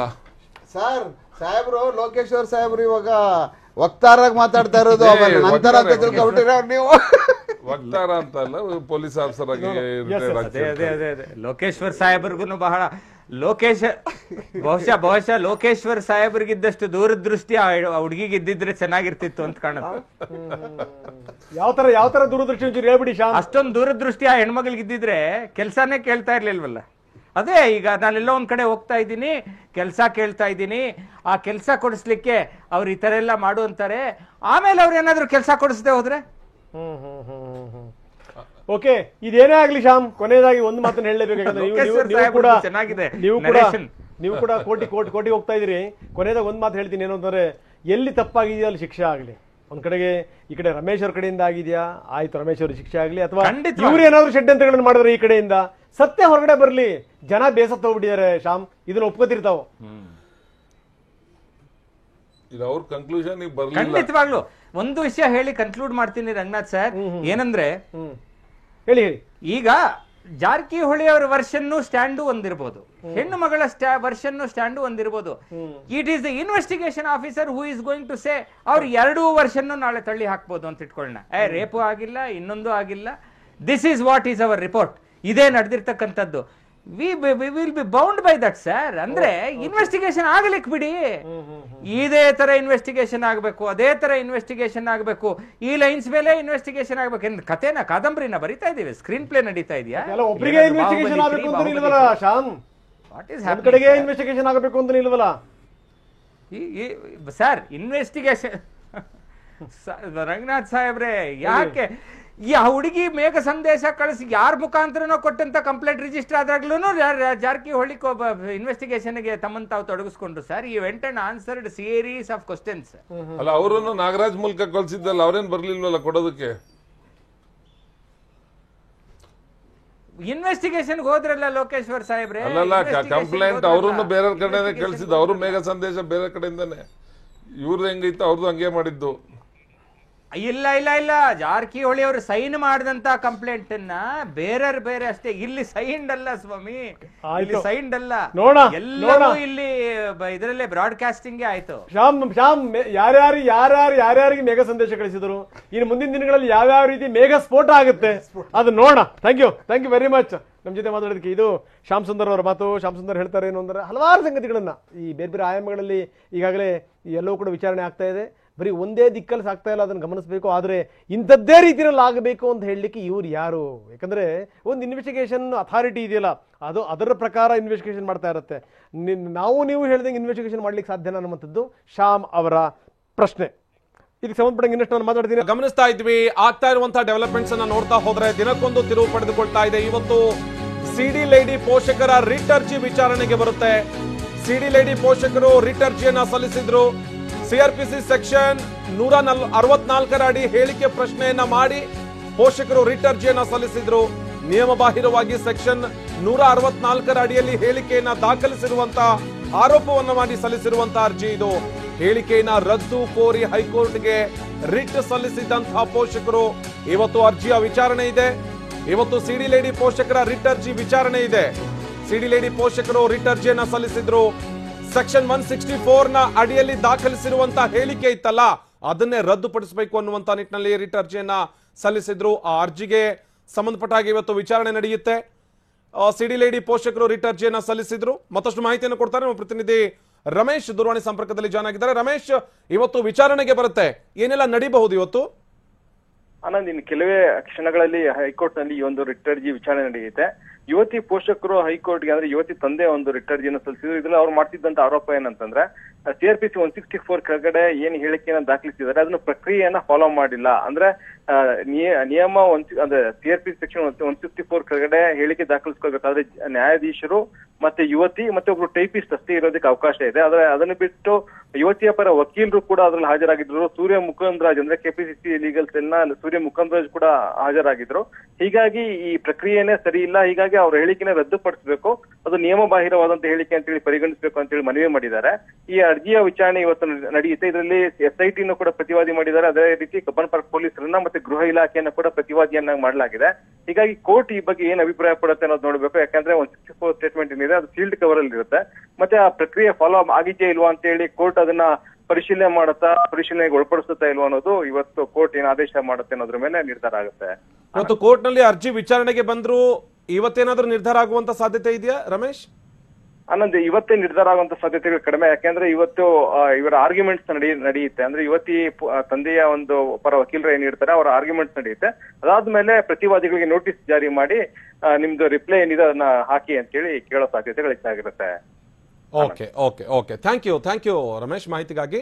ಇಲ್ಲಿ ಉಮೇಶ್ ಸರ್, ಒಂದು ವಿಚಾರ ಗಮನಿಸ್ತಾ ಇದ್ವಿ, ಇಲ್ಲಿ ರಮೇಶ್ ಜಾರಕಿಹೊಳಿ ಅವರಿಗೆ ಕೊರೋನಾ ಬಂದಿದೆ ಎನ್ನುವಂತ ವಿಚಾರ ಇತ್ತು. ಕೊರೋನಾ ಬಂದಿದೆ ಅನ್ನೋದು ಅವರೇ ಸ್ಪಷ್ಟಪಡಿಸಿಲ್ಲ ಅಥವಾ ಅವ್ರ ವಕೀಲರು ಹೇಳ್ತಾ ಇಲ್ಲ. ಯಾರೊಬ್ಬ ಥರ್ಡ್ ಪರ್ಸನ್ ಸಚಿವ ಭರತಿ ಬಸವರಾಜ್ ಹೇಳ್ತಾ ಇದ್ದಾರೆ, ಇಲ್ಲ ಪ್ರಚಾರಕ್ಕೆ ಅಂತ ಹೇಳಿ ಕರೆದೆ ಫೋನಲ್ಲಿ ಹೇಳ್ತಾ ಇದ್ದಾರೆ ಕೊರೋನಾ ಬಂದಿದೆ ಅಂತ ಹೇಳಿ. ಇಷ್ಟರ ಮಟ್ಟಿಗೆ ಅದನ್ನು ಒಪ್ಕೊಳ್ಳೋದಕ್ಕೆ ಸಾಧ್ಯ ಆಗುತ್ತೆ ಅಂತ SIT? ನಾವು ಇದೇ ಥರ ಹಲವಾರು ಕೇಸ್ಗಳಲ್ಲಿ ನೋಡ್ಕೊಂಡು ಬಂದೀವಿ. ಇದೇ ಮೊದಲನೇ ಪ್ರಕರಣ ಅಲ್ಲ. ಇದರಲ್ಲಿ ಯಾವುದೇ ಥರವಾದಂಥ ಈ ಥರ ರಾಜಕೀಯ ನೇತಾರರುಗಳು ಸಿಗಾಕೊಂಡಿರ್ತಕ್ಕಂಥ ಕೇಸಸ್ಗಳಲ್ಲಿ ಇದು ಸರ್ವೇ ಸಾಮಾನ್ಯ. ಮತ್ತು ಅವದೇ ಆದಂಥ ಒಂದು ಡಿಫೆನ್ಸ್ಗಳು ತಗೊಳ್ಳುವಂಥ ರೀತಿ ನೀತಿಗಳಿಗೆ ಅದಕ್ಕೊಂದು ಷಡ್ಯಂತ್ರಗಳನ್ನ ರೂಪಿಸ್ತಕ್ಕಂಥದ್ದು ಮತ್ತು ಅದನ್ನ ಅಲ್ಲ ಬೇರೆ ಬೇರೆ ಆಯಾಮಗಳಲ್ಲಿ ಮತ್ತೆ ಒಳಗಡೆ ಸೇರ್ಕೊಳ್ತಕ್ಕ ದಾಖಲಾತಿಗಳಾಗ್ತಕ್ಕಂಥದ್ದು ಹೀಗೆ ಅವರು ಮಾಡಿಕೊಂಡು ಅದನ್ನು ತಪ್ಪಿಸ್ಕೊಳ್ಳುವಂಥದ್ದು ಮಾಡ್ತಾರೆ. ಬಟ್ ಏನೇ ಈಗ ಅವ್ರಿಗೆ ನೋಟಿಸ್ ಕೊಡಬೇಕು ಮತ್ತು ಕೊಟ್ಟಿದ್ದಾರೆ, ಅವ್ರು ಬರ್ತಾರೆ. ಬಟ್ ಅವ್ರ ವಿರುದ್ಧವಾಗಿ ಮತ್ತು ಪರವಾಗಿ ಇರ್ತಕ್ಕಂಥ ಎರಡೂ ಕೇಸ್ಗಳಲ್ಲಿ ಎಷ್ಟು ಮಟ್ಟಕ್ಕೆ ದಾಖಲಾತಿಗಳು ಎಷ್ಟು ಮಟ್ಟಿಗೆ ಎವಿಡೆನ್ಸಸ್ಗಳು ಕಲೆಕ್ಟ್ ಮಾಡಿದ್ದಾರೆ ಅನ್ನೋದೊಂದು ಇಂಪಾರ್ಟೆಂಟ್ ಆಗಿರ್ತದೆ ಈ ಕೇಸಲ್ಲಿ. ಆಮೇಲೆ ಇದೊಂಥರ the case of A gas chamber. ಇದು ಅಂದರೆ ಆ ಮಟ್ಟಕ್ಕೆ ಗ್ಯಾಸ್ ಚೇಂಬರಲ್ಲಿ ಇನ್ವೆಸ್ಟಿಗೇಷನ್ ಮಾಡ್ತಾ ಇರ್ತಕ್ಕಂಥದ್ದು ಎಂದೂ ಒಳ್ಳೇದಾಗೋದಿಲ್ಲ. ಯಾವಾಗಲೂ ಅಷ್ಟೇ ಅದಕ್ಕೂ ಸರಿಯಾದಂಥ ನ್ಯಾಯ ಕೊಡೋಕ್ಕಾಗೋದಿಲ್ಲ. ಅದಕ್ಕೆ ಸರಿಯಾದಂಥ ನಾವು ಸಾರ್ವಜನಿಕರು ಸಹ ಏನು ಅಪೇಕ್ಷೆ ಪಡ್ತಾರೆ ಏನು ಪಡ್ತಾ ಇಲ್ಲ ಅದಕ್ಕೆ ಸರಿಯಾದಂಥ ರೀತಿಯಲ್ಲಿ ನಾವು ಪುಷ್ಟೀಕರಿಸೋಕ್ಕಾಗೋದಿಲ್ಲ ಒಬ್ಬ ತನಿಖಾಧಿಕಾರಿಯಾಗಿ. ಆಮೇಲೆ ಯಾರನ್ನೇ ಆಗಲಿ ಈ ಮಟ್ಟಕ್ಕೆ ಒಬ್ಬ ಪೊಲೀಸ್ ಅಧಿಕಾರಿಗಳನ್ನ ಗ್ಯಾಸ್ ಚೇಂಬರ್ಗೆ ಹಾಕ್ಬಿಟ್ಟು ಪ್ರತಿ ದಿವಸ ನೀವು ಅದನ್ನು ಗ್ಯಾಸ್ ಕಾಡ್ಕೊಂಡು ಮಾಡಿದ್ರೆ ಇದು ತೀರಾ ಒಳ್ಳೆ ನಡವಳಿಕೆನೂ ಅಲ್ಲ. ಆಮೇಲೆ ಇದಕ್ಕೆ ಸಾರ್ವಜನಿಕವಾಗಿ ಯಾವ ಮಟ್ಟಕ್ಕೆ ನಡೀತಾ ಇದೆ ಅನ್ನುವಂಥದ್ದು ನೋಡಬೇಕು. ಸಾರ್ವಜನಿಕ ಅಭಿಪ್ರಾಯಗಳು ಏನೇನಿದೆ ಈ ಕೇಸಸ್ಗಳಲ್ಲಿ ಅಂತ ಅಂದ್ಬಿಟ್ಟು ಅಂತ. ಆದರೆ ಬೇರೆ ಕೇಸಸ್ಗಳಲ್ಲಿ ಸಾರ್ವಜನಿಕ ಅಭಿಪ್ರಾಯಗಳು ಹೆಂಗೆ ಬಂದೋ ಈ ಕೇಸಲ್ಲಿ ಹೆಂಗೆ ಬಂದು ಸಾರ್ವಜನಿಕ ಅಭಿಪ್ರಾಯಗಳು ಯಾರು ಮಾತಾಡ್ತಾ ಇದ್ದಾರೆ, ಯಾರಿಗೆ ಬೇಕು ಯಾರಿಗೆ ಬೇಡ ಅನ್ನುವಂಥದ್ದು ಇಂಪಾರ್ಟೆಂಟ್ ಈ ಕೇಸಲ್ಲಿ. ಆ ಕಾರಣಕ್ಕೆ ಇದರಲ್ಲಿ ನಡತೆಗಳು ಮತ್ತು ನಡಾವಳಿಗಳಷ್ಟೇ ಇದರಲ್ಲಿ ಇಂಪಾರ್ಟೆಂಟು. ಈಗೇನಾಗಿ ಸಂಬಂಧಪಟ್ಟಾಗೆ ಇದುವರೆಗೂ ಆ ಮನುಷ್ಯ ಏನೇನಾಗಿದೆಯೋ ಅದನ್ನು ಆರೋಪ ಹೊತ್ಕೊಂಡಿರ್ತಕ್ಕಂಥವ್ರಿಗೆ ಏನೇನಾಗಿದೆಯೋ ಇದುವರೆಗೂ ಮತ್ತು ಇನ್ನೇನಾಗಬೇಕು ಅನ್ನುವಂಥದ್ದು ಅದಕ್ಕೆ ಪೂರ್ಣ ಪ್ರಮಾಣದಲ್ಲಿ ಸಾಕ್ಷ್ಯಾಧಾರಗಳನ್ನ ಸಂಗ್ರಹಿಸಿಕೊಂಡು ಕಾಲಕ್ಕೆ ಏನೀಗ ನ್ಯಾಯಾಲಯಗಳು ಕೇಳ್ತಾ ಇದ್ದಾರೆ. ಇವಾಗಲೇ ಅವ್ರಿಗೆ ನೋಟಿಸ್ ಕೊಡ್ತಾರೆ. ಇವ್ರೇನಾರು ಅಪ್ಲಿಕೇಶನ್ ಹಾಕಿದ್ರೆ ಕೋರ್ಟ್ಗಳು ಅವ್ರಿಗೆ ನೋಟಿಸ್ ಇಶ್ಯೂ ಮಾಡ್ತಾರೆ. ಇವುಗಳಿಗೆ ಅವ್ರಿಗೆ ಹೋಗಿ ಉತ್ತರ ಬರೀಬೇಕು. ಪಾಪ ಇವ್ರು ಇದೇ ಕೆಲಸ ಮಾಡ್ಕೊಂಡು ಕೂತ್ಕೊಬಿಟ್ರೆ ಇವುಗಳು ಇನ್ವೆಸ್ಟಿಗೇಷನ್ ಮಾಡೋದು ಬೇಡವಾ? ಏನೋ ಒಂದು ಅರ್ಜಿ ಹಾಕ್ತಾರೆ, ಅದಕ್ಕೆ ಉತ್ತರ ಕೇಳ್ತಾರೆ ನಮ್ಮನ್ನ ಕೋರ್ಟ್ಗಳಲ್ಲಿ. ಯಾವುದಕ್ಕೂ ಹಾಕಿದ್ರು ಸಹ ನಮಗೊಂದು ಮೆಮೊ ಕೊಡ್ತಾರೆ. ಅವಾಗ ಏನಾಗ್ತದೆ, ನಮ್ಮ ಆಂತರಿಕ ನಮ್ಮ ಇದು ನಾವು ಕುಸಿಯುತ್ತೆ. ಅಂದರೆ ಏನಪ್ಪ ಇದು ನಾವು ಅನ್ನುವಂಥದ್ದನ್ನ ಅವರ ಏನು ಮಾಡುವಂಥ ಜೀಲ್ ಇರ್ತದಲ್ಲ ಅವ್ರದ್ದು ನಮ್ಗೆ ಬೇಕಾಗಿಲ್ಲ ಇದು ಅನ್ನೋ ಮಟ್ಟಕ್ಕೆ ಬಂದ್ಬಿಡ್ತಾರೆ. ಆ ಕಾರಣಕ್ಕೆ ಈ ಥರ ಗ್ಯಾಸ್ ಚೇಂಬರ್ ಇಟ್ಕೊಂಡು ಒಳಗಡೆ ಮಾಡ್ತಕ್ಕಂಥದ್ದು ಎರಡೂ ಕಡೆಯಿಂದ ನಾಟ್ ಓನ್ಲಿ ಇದು ಒಳ್ಳೆ ಡೆವಲಪ್ಮೆಂಟ್ ಅಲ್ಲ. ಯಾರಿಗೆ ಪೊಲೀಸಿಂಗ್ ರಿಲೇಟೆಡ್ಗೆ ಸಂಬಂಧಪಟ್ಟಂಗೆ ಇದು ಏನೂ ಇಲ್ಲ ಅಂದ್ರೂ ಪೊಲೀಸ್ ಅಂತೂ ಇರ್ತದೆ. ಯಾರೇ ಅಧಿಕಾರಿಗಳಿಲ್ಲ ಅಂದ್ರೆ ಪೊಲೀಸ್ ಇರ್ತದೆ. ಯಾವುದೇ ಪಕ್ಷಗಳಿಲ್ಲ ಅಂದ್ರೆ ಪೊಲೀಸ್ ಇರ್ತದೆ. ಅವ್ರು ಬರ್ತಾ ಇರ್ತಾರೆ ಹೋಗ್ತಾ ಇರ್ತಾರೆ, ಅದು ಬೇರೆ ವಿಚಾರ. ಒಂಥರ ಯಾವತ್ತು ಹುಡ್ತಾವೋ ಯಾವಾಗ ಸಾಯ್ತಾವೋ ಗೊತ್ತಾಗೋದಿಲ್ಲ. ಬಟ್ ಪೊಲೀಸ್ ವ್ಯವಸ್ಥೆ ಹಂಗಲ್ವಲ್ಲ, ನಾವು ನಿರಂತರವಾಗಿ ಇರ್ತೀವಲ್ಲ ಸಮಾಜದ ಜೊತೆ. ಹಾಗೆ ನಾವು ಈ ತರ ಗ್ಯಾಸ್ ಚೇಂಬರ್ ಹಾಕ್ಬಿಟ್ಟು ಪ್ರತಿ ದಿವಸ ಇದಕ್ಕೆ ಹೀಟ್ ಮಾಡ್ಕೊಂಡು ಹೋಗ್ಬಿಟ್ರೆ ನನ್ನ ಲೆಕ್ಕದಲ್ಲಿ ಇದು ಒಳ್ಳೆ ಡೆವಲಪ್ಮೆಂಟ್ ಅಲ್ಲ. ಶ್ಯಾಮಸುಂದರ್ ಹೇಳ್ತಾ ಇದ್ದಾರೆ ಕಳೆದ ಬಾರಿ ನೋಟಿಸ್ ಕೊಟ್ಟಿದ್ರು, ಅದಕ್ಕೆ ನಾವು ಬರಕ್ ಆಗಲ್ಲ ಅಂತ ಹೇಳಿ ಉತ್ತರ ಕೊಟ್ಟಿದೀವಿ, ಇನ್ನೊಂದ್ಸತಿ ನೋಟಿಸ್ ಬಂದ್ರೆ ನೋಡ್ತೀವಿ ಅಂತ ಹೇಳ್ತಾ ಇದ್ದಾರೆ. ಬಟ್ ಆ ಪ್ರಕ್ರಿಯೆ ನೋಡ್ಕೊಳ್ಳೋದಕ್ಕೋಸ್ಕರ ಕೋರ್ಟ್ ಇದೆ, ಕೋರ್ಟ್ಗಳಿದೆ. ಕೋರ್ಟ್ ಅಲ್ಲಿ ಕೇಳ್ತಾರೆ ನಮ್ಗೆ ಯಾಕೆ ನೀವು ದಸ್ತಗಿರಿ ಮಾಡ್ಲಿಲ್ಲ, ಕೇಳದೆ ಇರ್ಬೋದು, ಅಧಿಕಾರ ಇಲ್ಲ ಕೋರ್ಟ್ಗಳಿಗೆ ಕೇಳೋಕೆ. ಬಟ್ ಯಾಕೆ ಅವ್ರು ಕೇಳಿ ಈಗ ಹೋಗಿದ್ದಾರೆ, ಅವ್ರಾಗ್ಲೇ ಅವ್ರು ನಮ್ಮನ್ನು ಕರೀತಾ ಇದ್ದಾರೆ, ನಮ್ಮನ್ನು ಮಾತ್ರ ಕರೆದ ಅವ್ರನ್ನು ಕರೀತಾ ಇಲ್ಲ ಅಂತ ಅನ್ನುವಂಥದ್ದು. ಆ ಕಾರಣಕ್ಕೆ ಎಲ್ಲಾ ಉತ್ತರ ಕೊಡ್ತಕ್ಕಂಥ ಕಾಲ ಮುಂದೆ ಬರ್ತದೆ ಯಾರಿಗೂ. ಆಮೇಲೆ ತನಿಖಾಧಿಕಾರಿಗೆ ಬಹಳ ಅವ್ರಿಗೆ ಆದಂತ ತುಂಬಾ ವಾಸ್ಟ್ ಅಧಿಕಾರಗಳಿದಾವೆ. ನಾನು ಮಾಡೋದಿಲ್ಲ ಅಂತ ಕೂತ್ಕೊಂಡ್ರು, ಮಾಡೋದಿಲ್ಲ ಈ ಕೇಸಲ್ಲಿ, ನಂಗೆ ಆತ್ಮಸಾಕ್ಷಿ ಒಪ್ಪುದಿಲ್ಲ, ಮಾಡೋದಿಲ್ಲ ಇದರಲ್ಲಿ ಅನ್ಬಿಟ್ರೆ ಏನ್ ಮಾಡೋಕಾಯ್ತದೆ ತನಿಖಾಧಿಕಾರಿ? ಎಷ್ಟು ಚಚ್ಚಿ ಬಡ್ಕೊಂಡ್ರು ಏನು ಮಾಡೋಕ್ ಸಾಧ್ಯ ಆಗುತ್ತೆ. ಯಾರೇ ಏನೇ ಮಾಡ್ಲಿ ಎಂತದೇ ಮಾಡ್ಲಿ ಇದರಲ್ಲಿ ನಾನು ಕಾನ್ಸಿಯಸ್ ಒಪ್ಪುದಿಲ್ಲ, ನಾನು ದಸ್ತಗಿರಿ ಮಾಡುದಿಲ್ಲ ಈ ಕೇಸಲ್ಲಿ ಅಂತ ಕೂತ್ಕೊಬಿಟ್ರೆ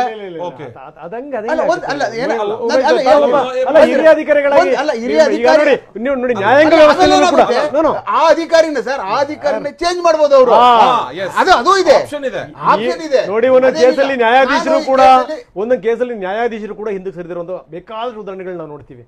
ಒಬ್ಬ ಅಧಿಕಾರಿಗೆ ಆತ್ಮಸಾಕ್ಷಿ ಒಪ್ತಾ ಇಲ್ಲ ಅಂದ್ರೆ ಅಧಿಕಾರಿ ಹಿಂದಕ್ಕೆ ಬರ್ತಾನೆ, ಮತ್ತೊಬ್ಬ ಅಧಿಕಾರಿ ಕೂತ್ಕೊತಾನೆ. ಅದೇನೆ ನನಗೆ ಆತ್ಮಸಾಕ್ಷಿ ಒಪ್ಬೇಕಲ್ಲ, ಒಪ್ಪಿದ್ರೆ ಮಾತ್ರನೇ ಮಾಡ್ತೀವಿ, ಇಲ್ಲ ಅಂದ್ರೆ ಮಾಡೋಕ್ಕಾಗುದಿಲ್ಲ. ಆಮೇಲೆ ಲೋಕೇಶ್ ಅವ್ರಿಗೂ ಗೊತ್ತು ಏನೇನು ಅನುಭವಿಸ್ತೀವಿ ಒಳಗಡೆ ಗ್ಯಾಸ್ ಚೇಂಬರ್ ಅಲ್ಲಿ ಅಂತ. ಏನಿದೇನು ಹೊಸದೇನಲ್ಲ, ಯಾವುದೇ ಸರ್ಕಾರಗಳು ಬಂದ್ರು ಅದಕ್ಕೆ ಕೆಳಗಡೆನೆ ಕೆಲಸ ಮಾಡ್ತಾ ಇರ್ತೀವಿ.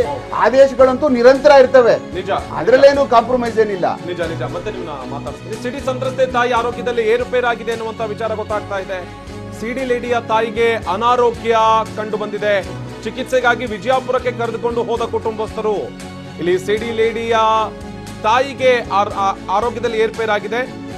ಸಕ್ಕರೆ ಕಾಯಿಲೆಯಿಂದ ಬಳಲ್ತಾ ಇರುವಂತಹ ಯುವತಿಯ ತಾಯಿ, ವಿಜಯಪುರಕ್ಕೆ ಅವರನ್ನ ಕರೆದುಕೊಂಡು ಹೋಗಲಾಗಿದೆ. ದೇಹದಲ್ಲಿ ಸಕ್ಕರೆ ಪ್ರಮಾಣ ಹೆಚ್ಚಾಗಿ ಕೈ ಕಾಲುಗಳಲ್ಲಿ ಊತ ಕಾಣಿಸಿಕೊಂಡಿದೆ. ಅನಾರೋಗ್ಯ ತೀವ್ರಗೊಂಡಂತ ಹಿನ್ನೆಲೆಯಲ್ಲಿ ಸಿಡಿ ಲೇಡಿ ತಾಯಿಗೆ ಆಸ್ಪತ್ರೆಗೆ ಕರೆದುಕೊಂಡು ಹೋಗಲಾಗಿದೆ. ವಿಜಯಪುರ ಆಸ್ಪತ್ರೆಗೆ ಅವರನ್ನ ಕರೆದುಕೊಂಡು ಹೋಗಲಾಗಿದೆ. ಕಾರಿನಲ್ಲಿ ವಿಜಯಪುರಕ್ಕೆ ಕುಟುಂಬಸ್ಥರು ಕರೆದುಕೊಂಡು ಹೋಗಿದ್ದಾರೆ. ಕಿರಿಯ ಪುತ್ರ ಕೂಡ ಅವರ ತಾಯಿಯ ಜೊತೆಗೇನೆ ಇದ್ದಾರೆ. ಓರ್ವ ಮಹಿಳಾ ಪೊಲೀಸ್, ಓರ್ವ ಕಾನ್ಸ್ಟೇಬಲ್ನ ಭದ್ರತೆಯ ಜೊತೆಗೆ ಸದ್ಯ ಸಿಡಿ ಲೇಡಿ ತಾಯಿಯನ್ನ ವಿಜಯಪುರಕ್ಕೆ ಕರೆದುಕೊಂಡು ಹೋಗಲಾಗಿದೆ. ಆರೋಗ್ಯದಲ್ಲಿ ಏರುಪೇರಾದಂತಹ ಹಿನ್ನೆಲೆಯಲ್ಲಿ, ಅಂದ್ರೆ ಡಯಾಬಿಟಿಸ್ ಇತ್ತು ಅವರಿಗೆ ಮುಂಚೆಯಿಂದಲೂ, ಏರುಪೇರಾದಂತಹ ಕಾರಣಕ್ಕಾಗಿ ಅವರನ್ನ ಆಸ್ಪತ್ರೆಗೆ ಅಂತ ಹೇಳಿ ಕರೆದುಕೊಂಡು ಹೋಗಲಾಗಿದೆ. ಪೊಲೀಸ್ ಭದ್ರತೆಯಲ್ಲಿ ಆಸ್ಪತ್ರೆಗೆ ಕರೆದುಕೊಂಡು ಹೋಗಲಾಗಿದೆ.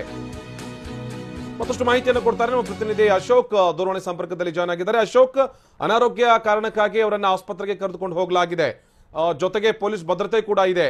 ಯಾವ ರೀತಿಯಾಗಿ ಅಲ್ಲಿ ಪೊಲೀಸ್ ಭದ್ರತೆ ಇದೆ, ಅದರ ಜೊತೆಗೆ ತಾಯಿಗೆ ಅನಾರೋಗ್ಯ ಇವತ್ತೇ ಕಾಣಿಸ್ಕೊಂಡಿರೋ ಅಥವಾ ಈ ಮುಂಚೆ ಏನಾದ್ರೂ ಕಾಣಿಸ್ಕೊಂಡಿತ್ತ ಅಶೋಕ್? ಆನಂದ್, ಏನಂತಂದ್ರೆ ರಮೇಶ್ ಜಾರಕಿಹೊಳಿ ಯುವತಿಯೊಂದಿಗಿನ ರಾಸಲೀಲೆ ಸಿಡಿಗೆ ಸಂಬಂಧಪಟ್ಟಂಗೆ ಸಿಡಿ ಇರತಕ್ಕಂತ ಯುವತಿಯ ಪೋಷಕರು ವಿಜಯಪುರ ಜಿಲ್ಲೆ ನಿಡಗುಂದಿ ಪೊಲೀಸ್ ಠಾಣಾ ವ್ಯಾಪ್ತಿಗೆ ಬಂದು ಯುವತಿಗೆ 5 ದಿನ ಆಯ್ತು. ಕಳೆದ 4 ದಿನಗಳಿಂದ ಕೂಡ ಅವರು ಮನೆಯಿಂದ ಹೊರಗೆ ಬರಲಿಲ್ಲ. ಆದ್ರೆ ಯುವತಿಯ ತಾಯಿಗೆ ಮೊದಲಿಂದಲೂ ಸಕ್ಕರೆ ಕಾಯಿಲೆ ಇತ್ತು. ಈಗ ಸಕ್ಕರೆ ಪ್ರಮಾಣ, ಅಂದ್ರೆ ದೇಹದಲ್ಲಿ ಸಕ್ಕರೆಯ ಪ್ರಮಾಣ ಜಾಸ್ತಿ ಆಗಿದೆ. ಆ ಕಾರಣದಿಂದ ಆಕೆಯ ಕೈಕಾಲಿಗೆ ಬಾವು ಬಂದಿದೆ. ಒಟ್ಟು 400ಕ್ಕೂ ಅಧಿಕ ಪ್ರಮಾಣದಲ್ಲಿ, ಅಂದ್ರೆ ಅಂಶದಷ್ಟು ಸಕ್ಕರೆ ಹೆಚ್ಚಾಗಿದೆ ಅಂತ ಒಂದು ಮೂಲಗಳು ನಮಗೆ ತಿಳಿಸಿವೆ. ಸದ್ಯ ಒಂದು ಕ್ಯಾಬ್ ನಲ್ಲಿ ಯುವತಿಯ ತಾಯಿಯನ್ನ ಕರೆದುಕೊಂಡು ಹೋಗ್ಲಾಗ್ತಾ ಇದೆ. ವಿಜಯಪುರದ ನಗರದಲ್ಲಿರ್ತಕ್ಕಂತ ಒಂದು ಆಸ್ಪತ್ರೆಗೆ ಕರೆದುಕೊಂಡು ಹೋಗೋದಾಗಿ ಕುಟುಂಬ ಸದಸ್ಯರು ಒಂದು ಮಾಹಿತಿಯನ್ನ ನೀಡಿದ್ದಾರೆ. ಅಷ್ಟೇ ಅಲ್ಲ, ಆ ಯುವತಿಯ ತಾಯಿಯ ಜೊತೆಗೆ ಯುವತಿಯ ಸಹೋದರ ಹೋಗಿದ್ದಾರೆ. ಅವರ ಭದ್ರತೆಗಾಗಿ ಓರ್ವ ಪೊಲೀಸ್ ಕಾನ್ಸ್ಟೇಬಲ್ ಹಾಗೂ ಓರ್ವ ಮಹಿಳಾ ಕಾನ್ಸ್ಟೇಬಲ್ ಹೋಗಿದ್ದಾರೆ. ಸದ್ಯ ಇಲ್ಲಿಂದ ತೆರಳಿದವರು ವಿಜಯಪುರ ಕಡೆ ಪ್ರಯಾಣವನ್ನ ಬೆಳೆಸಿದ್ದಾರೆ. ಆನಂದ್, ಥ್ಯಾಂಕ್ ಯು ಅಶೋಕ್ ಮಾಹಿತಿಗಾಗಿ. ಇಲ್ಲಿ ಹಿರಿಯ ಪೊಲೀಸ್ ಅಧಿಕಾರಿ ಉಮೇಶ್ವರ್ ಹೇಳ್ತಾ ಇದ್ರು, ಗ್ಯಾಸ್ ಚೇಂಬರ್ ನಲ್ಲಿ ಕೂತು ಈ ತನಿಖೆ ನಡೆಸೋದಿದೆಯಲ್ಲ ಅಥವಾ ತನಿಖೆಗೆ ಒಂದು ನ್ಯಾಯ ಕೊಡಿಸೋದಿದೆಯಲ್ಲ, ಅದು ದೊಡ್ಡ ಮಟ್ಟದ ಸವಾಲಿನ ಕೆಲಸ. ಅದು ಈ ಪ್ರಕರಣದಲ್ಲ, ಈ ಹಿಂದೆ ಕೂಡ ನಡೀತಾ ಇದೆ, ಇವತ್ತು ನಡೀತಾ ಇದೆ ಎನ್ನುವಂತ ವಿಚಾರ ಹೇಳ್ತಾ ಇದ್ರು. ಹಾಗಿದ್ರೆ ಇಂಥದೊಂದು ಗ್ಯಾಸ್ ಚೇಂಬರ್ ನಿರ್ಮಾಣ ಆಗೋದಕ್ಕೆ ಕಾರಣ ಆಗಿದ್ದಾದ್ರೂ ಏನು? ನಿಜವಾಗ್ಲೂ ದಿನಕ್ಕೊಂದು ತಿರುವು ಪಡಿತಾ ಇದೆ. ಒಬ್ಬ ವಕೀಲ ಇನ್ನೊಂದು ಹೇಳಿದ್ರೆ ಇನ್ನೊಬ್ಬ ವಕೀಲ ಮತ್ತೊಂದು ಹೇಳ್ತಾ ಇದ್ದಾರೆ. ಆ ಬಗ್ಗೆ ಚರ್ಚೆ ಮುಂದುವರ್ಸೋಣ. ಇಲ್ಲಿ ರಮೇಶ್ ಜಾರಕಿಹೊಳಿ ಅವರಿಗೆ ಕೊರೋನಾ ಪಾಸಿಟಿವ್ ಇದೆ ಎನ್ನುವಂತ ವಿಚಾರವನ್ನ ಬೈರತಿ ಬಸವರಾಜ್ ಹೇಳ್ತಾ ಇದ್ದಾರೆ. ಇವತ್ತು ಕೊರೋನಾ, ನಾಳೆ ಡ್ಯಾಶ್ ಅಂತ ಹೇಳಿ ಅಲ್ಲಿ ಬೈರತಿ ಬಸವರಾಜ್ ಅವರು ಹೇಳಿದ್ರು. ಬೈರತಿ ಬಸವರಾಜ್ ಅವರು ಮಾತನಾಡುವಂತ ಸಂದರ್ಭದಲ್ಲಿ ಕೊರೋನಾ ಇದೆ ಅನ್ನೋದನ್ನು ಕನ್ಫರ್ಮ್ ಮಾಡಿದ್ರು. ಫೇಸ್ಬುಕ್ ನಲ್ಲಿ ಸೂರ್ಯ ಮುಕುಂದರಾಜ್ ಪೋಸ್ಟ್ ಮಾಡಿದ್ದಾರೆ. ಸೂರ್ಯ ಮುಕುಂದರಾಜ್ ಕಾಂಗ್ರೆಸ್ನ ಕಾನೂನು ಘಟಕದ ಪ್ರಧಾನ ಕಾರ್ಯದರ್ಶಿ. ಇಲ್ಲಿ ಬೈರತಿ ಬಸವರಾಜ್ ಅವರು ಕೊಟ್ಟಿರುವಂತಹ ಹೇಳಿಕೆಯನ್ನ ಕೋಟ್ ಮಾಡಿ ಟ್ವೀಟ್ ಮಾಡಿದ್ದಾರೆ. ರಮೇಶ್ ಜಾರಕಿಹೊಳಿಗೆ ಕೊರೋನಾ ವಿಚಾರವಾಗಿ ಟಾಂಗ್ ಕೊಡುವಂತ ಕೆಲಸವನ್ನ ಇಲ್ಲಿ ಸೂರ್ಯ ಮುಕುಂದರಾಜ್ ಮಾಡಿದ್ದಾರೆ. ಇವತ್ತು ಕೊರೋನಾ ಅಂತ ಹೇಳ್ತಾ ಇದ್ದಾರೆ, ನಾಳೆ ಇನ್ನೇನು ಹೇಳ್ತಾರೋ ಅನ್ನುವಂತ ನಿಟ್ಟಿನಲ್ಲಿ ರಮೇಶ್ ಜಾರಕಿಹೊಳಿ ಅವರಿಗೆ ಟಾಂಗ್ ಕೊಡುವಂತ ಕೆಲಸ ಮಾಡ್ತಾ ಇದ್ದಾರೆ ಇಲ್ಲಿ ಸೂರ್ಯ ಮುಕುಂದರಾಜ್. ಇವತ್ತು ಕೊರೋನಾ, ನಾಳೆ ಇನ್ನೇನು ಬೈರತಿ ಬಸವರಾಜ್ ಅಂತ ಹೇಳಿ ಪರೋಕ್ಷವಾಗಿ ಇಲ್ಲಿ ರಮೇಶ್ ಜಾರಕಿಹೊಳಿ ಅವರಿಗೆ ಟಾಂಗ್ ಕೊಡುವಂತ ಕೆಲಸವನ್ನ ಮಾಡ್ತಾ ಇದ್ದಾರೆ ಸೂರ್ಯ ಮುಕುಂದರಾಜ್. ಗಮನಿಸ್ತಾ ಇದ್ದೀವಿ, ಇವತ್ತು ಕೊರೋನಾ, ನಾಳೆ ಬೈರತಿ ಬಸವರಾಜ್ ಅವರು ಹೇಳಿಕೆಯನ್ನ ಕೊಟ್ಟಿದ್ರು. ನಾನು ಕರೆ ಮಾಡಿದ್ದೆ ಪ್ರಚಾರದಲ್ಲಿ ತೊಡಗಿಸ್ಕೊಳ್ಳು ಅನ್ನುವಂತ ನಿಟ್ಟಿನಲ್ಲಿ. ಆ ಸಂದರ್ಭದಲ್ಲಿ ಕೊರೋನಾ ಇದೆ ಎನ್ನುವಂತ ವಿಚಾರವನ್ನ ಅಲ್ಲಿ ಹೇಳಿದ್ರು. ಕೊರೋನಾ ಇದೆ, ಈ ಕಾರಣಕ್ಕಾಗಿ ಬರ್ತಾ ಇಲ್ಲ ಅಂತ ಹೇಳಿ. ಇಂತಹ ಸಂದರ್ಭದಲ್ಲಿ ಸದ್ಯ ಕೆಪಿಸಿಸಿ ಕಾನೂನು ಘಟಕದ ಪ್ರಧಾನ ಕಾರ್ಯದರ್ಶಿ ಸೂರ್ಯ ಮುಕುಂದರಾಜ್ ಇಲ್ಲಿ ಒಂದು ಟ್ವೀಟ್ ಮಾಡಿದ್ದಾರೆ. ಇವತ್ತು ಕೊರೋನಾ ಅಂತ ಹೇಳ್ತಾ ಇದ್ದಾರೆ, ನಾಳೆ ಇನ್ಯಾವ ರೋಗದ ಬಗ್ಗೆ ಮಾಹಿತಿಯನ್ನ ಕೊಡ್ತಾರೋ ಅನ್ನುವಂತಹ ನಿಟ್ಟಿನಲ್ಲಿ ಬೈರತಿ ಬಸವರಾಜ್ ಅವರು ಕೊಟ್ಟಿರುವಂತಹ ಹೇಳಿಕೆಯನ್ನ ಕೋಟ್ ಮಾಡಿ ಇಲ್ಲಿ ರಮೇಶ್ ಜಾರಕಿಹೊಳಿ ಅವರಿಗೆ ಟಾಂಗ್ ಕೊಡುವಂತ ಕೆಲಸವನ್ನ ಮಾಡ್ತಾ ಇದ್ದಾರೆ. ಇಲ್ಲಿ ಲೋಕೇಶ್ವರ್ ಸರ್, ಒಂದು ವಿಚಾರ ಗಮನಿಸ್ತಾ ಇದ್ವಿ. ಇಲ್ಲಿ ಕೊರೋನಾ ಇದೆ ಎನ್ನುವಂತ ವಿಚಾರವನ್ನ ಬೈರತಿ ಬಸವರಾಜ್ ಅವರು ಹೇಳ್ತಾ ಇದ್ದಾರೆ. ಕೊರೋನಾ ಇದೆ ಅನ್ನುವಂಥದ್ದನ್ನು ದೃಢಪಡಿಸ್ಕೊಳ್ಬೇಕಾಗಿರೋದು ಒಬ್ಬ SIT ಅಥವಾ ಒಬ್ಬ IO ಕೆಲಸ. ಅದನ್ನು ದೃಢಪಡಿಸ್ಕೊಳ್ಳೇಬೇಕಾದಂತ ಅನಿವಾರ್ಯತೆ ಇದೆಯಾ, ಅಥವಾ ಕೊಟ್ಟಂತ ಹೇಳಿಕೆಯನ್ನು ಆಧರಿಸಿಯೇ ಓಕೆ ಅವ್ರಿಗೆ ಕೊರೋನಾ ಇದೆ ತದನಂತರದಲ್ಲಿ ಬರ್ತಾರೆ ಬಿಡು ವಿಚಾರಣೆಗೆ ಅಂತೇಳಿ ಸುಮ್ಮನಾಗಬೇಕಾಗತ್ತಾ? ನೋಡಿ, ಈಗ ಈ ಪ್ರಕರಣ ಒಂದು ಕ್ರೂಷಿಯಲ್ ಸ್ಟೇಜ್ ಅಲ್ಲಿ ಬಂದು ನಿಂತಿದೆ. ಕಾರಣ ಏನಂದ್ರೆ, ಈ ಇನ್ಸಿಡೆಂಟ್ ಅಲ್ಲಿ 2 ವ್ಯಕ್ತಿಗಳ ಒಂದು ಪಾರ್ಟಿಸಿಪೇಷನ್ ಇದೆ. ಒಂದು ಹುಡುಗ ಅಂದ್ರೆ ಒಂದು ಗಂಡಸು, ಒಂದು ಹೆಂಗಸು. ಈಗ ಹೆಂಗಸಿನ ವಿಚಾರ ಏನ್ ಸಸ್ಪೆಕ್ಟೆಡ್ ಇದ್ಲೋ ಅಥವಾ ಕಂಪ್ಲೇಂಟ್ ಆಗಿದ್ದಾಳೆ, ಆಕೆದು ಈಗ ಡಿಟೇಲ್ 164 ಆಯ್ತು, 161 ಆಯ್ತು. 2 ಸ್ಟೇಟ್ಮೆಂಟ್ ಮುಗಿದಿದೆ ಆಕೆದು. ಮತ್ತೆ ಮಾಜರ್ಗಳು ಮತ್ತೊಂದು ಅವಳಿಂದ ಏನಾಗ್ಬೇಕು ಎಲ್ಲ ಆಗಿತ್ತು. ಈಗ ಇನ್ನೊಬ್ಬರದ್ದು ಬೇಕೀಗಿದೆ, ಇನ್ನೊಬ್ಬರದನ್ನು ಮಾಡಲೇಬೇಕೀಗಿದೆ, ಕಂಪಲ್ಸರಿ ಇದು. ಈ ಪರಿಸ್ಥಿತಿಯಲ್ಲಿ ಆತನಿಗೆ ಮೊದಲು ತಾನು ಕೊಟ್ಟ ಕಂಪ್ಲೇಂಟ್ ಬಗ್ಗೆನೋ ಹೇಳಿಕೆನೋ ಡೀಟೇಲ್ ಕೊಟ್ಟಿಲ್ಲ ಆತ. ಅದಕ್ಕೋಸ್ಕರ ಆತನಿಗೆ ಏನು ಎಕ್ಸ್ ಮಿನಿಸ್ಟರ್ ಅವ್ರಿಗೆ ನೋಟಿಸ್ ಕೊಟ್ಟಿದ್ರು. ಅವರು ಬಂದರು, ಏನೋ ಒಂದು 3 hours ತಮಗೆ ಗೊತ್ತಿದ್ದು ಹೇಳಿದ್ರು, ಅವ್ರು ಕೇಳೋಕ್ಕಾಗಲಿಲ್ಲ. ನಮ್ಮ ಅಡ್ವೊಕೇಟ್ ಕೇಳ್ಕೊಂಬತ್ತೀವಿ ಅಂತ ಹೋದವರು ಮೊನ್ನೆ ಡೇಟಲ್ಲೂ ಅವ್ರು ಬರಲಿಲ್ಲ, ಆ ಕೇಸಲ್ಲೂ ಬರಲಿಲ್ಲ. ತಿರ್ಗಾ ಇವರು ನೋಟಿಸ್ ಕೊಟ್ಟಿದ್ದಾರೆ ಮತ್ತೆ ಎಕ್ಸ್ಟ್ರಾ. ಇವತ್ತು ಅದು ಅಪಿಯರ್ ಆಗಬೇಕು. ಅವರು ಆಗಲಿಲ್ಲ ಅಂದರೆ ಅವರು ಅಡ್ವೊಕೇಟು ಯಾರೋ ಅವ್ರಿಗೆ ರೆಪ್ರೆಸೆಂಟ್ ಮಾಡಿ ಏನು ಹೇಳ್ತಾರೋ, ಕಾಯಿಲೆ ಇದ್ದೈತಿ ಯಾರಾದ್ರೂ ಒಬ್ರು ಹೇಳೋ ಪ್ರಶ್ನೆ ಬರುತ್ತೆ. ಈಗ ಯಾರೋ ಮಿನಿಸ್ಟರ್ ಅವರು ಅವ್ರು ಓವರಾಗಿ ಎಲ್ಲೋ ಮಾತಾಡಿರೋದು, ಒಂದು ಟೀಮ್ ಬಂದು ಏನಾದ್ರು ಪರೀಕ್ಷೆ ಮಾಡುತ್ತೆ ಸರ್? ಇಲ್ಲ, ನೆಕ್ಸ್ಟ್ ಅದು ಇವರು ಅಲ್ಲಿ ಕನ್ಸರ್ನ್ ಈಗ ಇಂಥ ಕಡೆ ಅಡ್ಮಿಟ್ ಆಗಿದ್ದಾರೆ, ಅಥವಾ ಇಂಥ ಕಡೆ ಕ್ವಾರಂಟೈನ್ ಅಲ್ಲಿ ಇದ್ದಾರೆ ಏನೋ ಅಂತ ಪ್ರಶ್ನೆ ಬಂದಾಗ ಪರೀಕ್ಷೆ ಆಗಿದೆ ಅಂತ ಅಲ್ಲ, ಎಲ್ಲ ಇರಬೇಕಲ್ಲ ಒಂದ್ ಕಡೆ. ಹೌದೌದು, ಅವರು ಇಲ್ಲೇ ಎಲ್ಲ ಒಂದ್ ಕಡೆ ಇರ್ಬೇಕಲ್ಲ. ಅಲ್ಲಿಯ ಲೋಕಲ್ ಆಫೀಸರ್ಸ್ಗೆ ಇವರು ಮಾತಾಡಿ ಆಫೀಸರ್ ಹೋಗಿ ವೆರಿಫೈ ಮಾಡಿ ರಿಪೋರ್ಟ್ ಕೊಡ್ಬೋದು ನಿಜಾನ ಸುಳ್ಳು ಅಂತ. ಪಾಸಿಟಿವ್ ಆಗಬೇಕು ಅಂತ ಸಿಂಪ್ಟಮ್ಸ್ ಇದ್ರೂ ಕೂಡ ಹೌದೌದು ಇಡಬೇಕಾಗುತ್ತೆ, ಕ್ವಾರಂಟೈನ್ ಇಡಬೇಕಾಗುತ್ತೆ. ಬರುವಂತದ್ದೇ ಸರ್. ಕ್ವಾರಂಟೈನ್ ಅಲ್ಲಿ ಇದ್ದಾಗ ಯಾವುದೇ ಸಂಶಯ ಇಲ್ಲ ಕರೋನಾ ಬರುವುದ್ರಲ್ಲಿ. ಅದಕ್ಕೋಸ್ಕರ ಬಂದೇ ಬರುತ್ತೆ. ಅಲ್ಲ, ಬರ್ಲಿ. ಕ್ವಾರಂಟೈನ್ ಅಲ್ಲಿ ಇದಾರ, ಸೆಕೆಂಡ್ ಇದು ಪ್ರೈಮರಿ ಮ್ಯಾನ್ ಆಗ್ಯೋ ಅಥವಾ ಸೆಕೆಂಡರಿ ಮ್ಯಾನ್ ಆಗ್ಯೋ, ಅದು ಇವರೇ ಪೇಷಂಟ್ ಆಗಿದಾರೋ, ಅದನ್ನ ಅಲ್ಲಿ ಲೋಕಲ್ ಆಫೀಸರ್ಗೆ ಒಂದು ಓವರ್ ಫೋನ್ ಅಲ್ಲಿ ಹೇಳಿದ್ರೆ ಅವ್ರೋಗ 5 ನಿಮಿಷಕ್ಕೆ ವೆರಿಫೈ ಮಾಡಿ ಇವ್ರಿಗೆ ರಿಪೋರ್ಟ್ ಹೇಳ್ತಾರೆ ನಿಜಾನ ಸುಳ್ಳು ಅಂತ. ಇಲ್ಲ, ಐವನೇ if you need even Belgaum ದೂರ ಅಲ್ಲ, ಐವನೇ ಹೋಗ್ಬೋದು. ಒಬ್ಬ ಆಫೀಸರ್ ಇಲ್ಲಿಂದಾನೇ ಡೆಪ್ಯೂಟ್ ಆಗ್ಬೋದು, ಹೋಗಿ ಅದನ್ನ ವೆರಿಫೈ ಮಾಡಿ ನಿಜ ಸುಳ್ಳು ಅನ್ನೋದು ಮಾಡ್ಕೊಂಡ್ ಬರ್ಬೋದು. ಆಮೇಲೆ ಎವಿಡೆನ್ಸ್ ಮಾಡೋಕ್ಕೆ ಒಂದು ಸಮಯ ಅವಕಾಶ ಇದ್ರೆ, ಕೊರೋನಾ ಅಂದ್ರೆ ಆ ಥರ ಹೋಗಿ ಮಾಡೋಕ್ಕಲ್ಲ. ಬೇರೆ ಯಾವ್ದಾರ ಸಂದರ್ಭ ಕಾಯಿಲೆ ಮಾತಾಡ್ಬೋದು ಅನ್ನೋದಿದ್ರೆ ಇವ್ರಾಗ ಅಲ್ಲೇ ಎವಿಡೆನ್ಸ್ ತಗೋಬಹುದು, ಅಲ್ಲೇ ವಿಟ್ನೆಸ್ ಒಂದು ಸ್ಟೇಟ್ಮೆಂಟ್ ಮಾಡ್ಬೋದು. ಅಥವಾ ಅರೆಸ್ಟೇ ಮಾಡ್ಬೇಕು ಅನ್ನೋ ಪ್ರಶ್ನೆ ಇದ್ದಾಗ ಇದೆಲ್ಲದರ ಅವಶ್ಯಕತೆನೇ ಇರಲ್ಲ, ಬೇರೆ ಮಾಡಾಕ್ಬೋದು. ಕೆಜಿಎಲ್ಡಿ ಡಿಜೆಎಲ್ಡಿ ತರ ಹಂಗೆ ಓಡಾಡ್ಕೊಂಡು ತಪ್ಪಿಸ್ಕೊಂಡು ಆಮೇಲೆ ಬರ್ಬೋದು ಸರ್. ಅದೇನು ತೊಂದರೆ ಏನು ಇಲ್ಲ, ಹಂಗೂ ಇರುತ್ತೆ, ಅದು ಸಾಧ್ಯತೆ ಇರುತ್ತೆ. ತಾವೇನು ಹೇಳ್ತೀರಿ ಸರ್? ಅದೇ ಈಗ ಒಂದು ಆರೋಪಿಯ ಮೇಲೆ ಇರುವಾಗ ಇನ್ವೆಸ್ಟಿಗೇಷನ್ಗೆ ಕೋಆಪರೇಟ್ ಮಾಡುವಂಥದ್ದು, ಆರೋಪಿ ಮಾಡಿದರೆ ಆಯಿತು, ಇಲ್ಲದಿದ್ದ ಪಕ್ಷದಲ್ಲಿ ಅವರನ್ನು ಏನು ಇನ್ವೆಸ್ಟಿಗೇಟಿಂಗ್ ಆಫೀಸರ್ಸು ಏನೋ ಇವ್ರಿಗೆ ಆರೋಪ ಏನು ಕೋಆಪರೇಟ್ ಮಾಡ್ತಾ ಇಲ್ಲ ಅಂತ ಹೇಳಿಕೊಂಡು ಅವರನ್ನು ಏನಾದರೂ ದಸ್ತಗಿರಿ ಮಾಡುವಂಥ ಏನು ಪ್ರಯತ್ನಗಳನ್ನು ಮಾಡ್ತಾರೆ ಸಾಮಾನ್ಯವಾಗಿ. ಬಟ್ ಅದು ಯಾವತ್ತು ಅಂತ ಹೇಳಿದರೆ ಆರೋಪಿ ಕೋಆಪರೇಷನ್ ಮಾಡೋದಿಲ್ಲ ಅನ್ನುವ ಉದ್ದೇಶಪಟ್ಟ ಮಾತ್ರ. ಮತ್ತು ಇಂಥ ಒಂದು ಆರೋಪ ಇರುವಾಗ ಮೇ ಬಿ ಸಾಕ್ಷ್ಯಾಧಾರಗಳನ್ನು ನಾಶಪಡಿಸುವಂಥ ಸಂದರ್ಭಗಳಲ್ಲಿ ಮಾಡ್ಬೋದು. ಮತ್ತು ಇಂಥ ಒಂದು ಕೇಸಸಲ್ಲಿ ಏನಾಗುತ್ತೆ ಅಂತ ಹೇಳಿದರೆ ಆರೋಪಿಯನ್ನು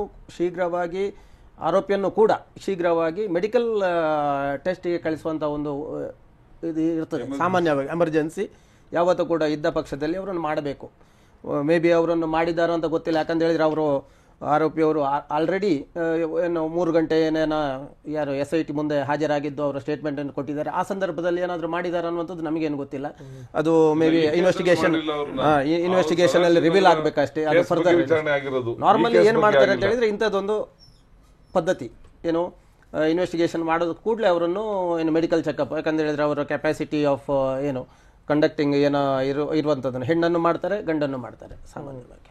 ಸೊ ಅಂಥದ್ದೇನು ನಡೆದಿದೆ ಅನ್ನುವಂಥದ್ದು ನಮಗೇನು ಮಾಹಿತಿ ಇಲ್ಲ, ಗೊತ್ತಿಲ್ಲ. ಎಸ್ ಸರ್, ಇದ್ರ ಬಗ್ಗೆ ಇನ್ನಷ್ಟು ನಾವು ಚರ್ಚೆ ಮಾಡ್ತೀವಿ. ಈಗಾಗಲೇ SIT ಮುಂದೆ ಇವತ್ತು ಮತ್ತೆ ಸಿಡಿ ಲೇಡಿ ಹಾಜರಾಗ್ತಾಳೆ. ಇಲ್ಲಿ ಬಹುಮುಖ್ಯವಾಗಿ ಆಕೆಯನ್ನ ವಿಚಾರಣೆ ಇವತ್ತು ಕೂಡ ಮುಂದುವರಿಯುವಂತಹ ಸಾಧ್ಯತೆ ಇದೆ. ಸಾಕಷ್ಟು ವಿಚಾರಗಳ ಬಗ್ಗೆ ಆಕೆ ಈಗಾಗಲೇ ಬಾಯ್ಬಿಟ್ಟಿದ್ದಾಳೆ. 3 ಪ್ರಕರಣಗಳಿಗೆ ಸಂಬಂಧಪಟ್ಟಂತೆಯೂ ಕೂಡ ಆಕೆಯ ಜೊತೆಗೆ ಒಂದಿಷ್ಟು ಮಾಹಿತಿಯನ್ನ ಕಲೆ ಹಾಕಲಾಗಿದೆ. ಅದರಲ್ಲೂ ಪರ್ಟಿಕ್ಯುಲರ್ ಆಗಿ 2 ಪ್ರಕರಣ. ಒಂದು ಆಕೆ ಕೊಟ್ಟಿರುವಂತಹ ದೂರು, ಇನ್ನೊಂದು ಆಕೆಯ ಅಪ್ಪ ಅಮ್ಮ ಕೊಟ್ಟಿರುವಂತಹ ದೂರು. ಇವೆರಡರ ಆಧಾರದಲ್ಲೂ ಕೂಡ ಈಗಾಗಲೇ ಆಕೆಯನ್ನು ವಿಚಾರಣೆ ನಡೆಸಲಾಗಿದೆ. ಇವತ್ತು ಮತ್ತೆ ಇನ್ನೊಂದಿಷ್ಟು ಪ್ರಶ್ನೆಗಳನ್ನ ತಯಾರು ಮಾಡಿಕೊಂಡಿದ್ದಾರೆ. ಆ ಪ್ರಶ್ನೆಗಳ ಆಧಾರದಲ್ಲೂ ಕೂಡ ಆಕೆ ವಿಚಾರಣೆ ನಡೆಯುವಂತಹ ಸಾಧ್ಯತೆ ಇರುವಂತಹದ್ದು. ಮುಖ್ಯವಾಗಿ ಇವತ್ತು ಆಕೆಗೆ ಸಂಬಂಧಿಸಿರುವಂತಹದ್ದು ಇಲ್ಲಿ ಕೇವಲ ಇವಳೊಬ್ಳು ಮಾತ್ರ ಅಲ್ಲ, ಇವಳ ಹಿಂದೆ ಇನ್ನೊಂದಿಷ್ಟು ಜನ ಇದ್ದಾರೆ ಅಂತ ಹೇಳಿ.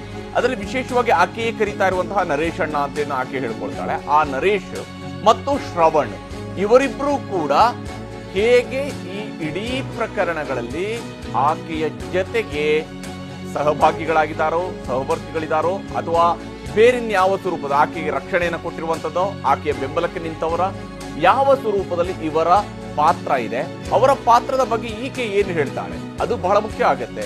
ಯಾಕಂದ್ರೆ ಹೊರನೋಟಕ್ಕೆ ಈಗ 2 ಅಂಶಗಳಿದ್ದಾವೆ. ಒಂದು, ಆಕೆ ಕೊಟ್ಟಿರುವಂತಹ ದೂರಿನಲ್ಲಿ ಆಕೆ ಈಗಾಗಲೇ ಸಂತ್ರಸ್ತೆ ಆಗಿರೋ ಕಾರಣಕ್ಕೆ ಆಕೆಯ ನೆರವಿಗೆ ನರೇಶ್ ನಿಂತಿದ್ದ ಅನ್ನುವಂಥದ್ದು. ನರೇಶ್ ಕೂಡ ಇದೇ ಕ್ಲೈಮ್ ಅನ್ನ ಮಾಡ್ಕೊಂಡಿದ್ದಾನೆ ತನ್ನ ವಿಡಿಯೋದ ಮೂಲಕವಾಗಿ, ನಾನು ಆಕೆಯ ನೆರವು ನಿಂತಿದ್ದೆ ಅಂತ ಹೇಳ್ಕೊಂಡು. ಅವಳು ಕೂಡ ಅದನ್ನೇ ಹೇಳ್ತಾಳೆ, ನರೇಶ್ ನನ್ನ ನೆರವಿಗೆ ನಿಂತಿದ್ದಾನೆ ಅಂತ ಹೇಳುವಂಥದ್ದು.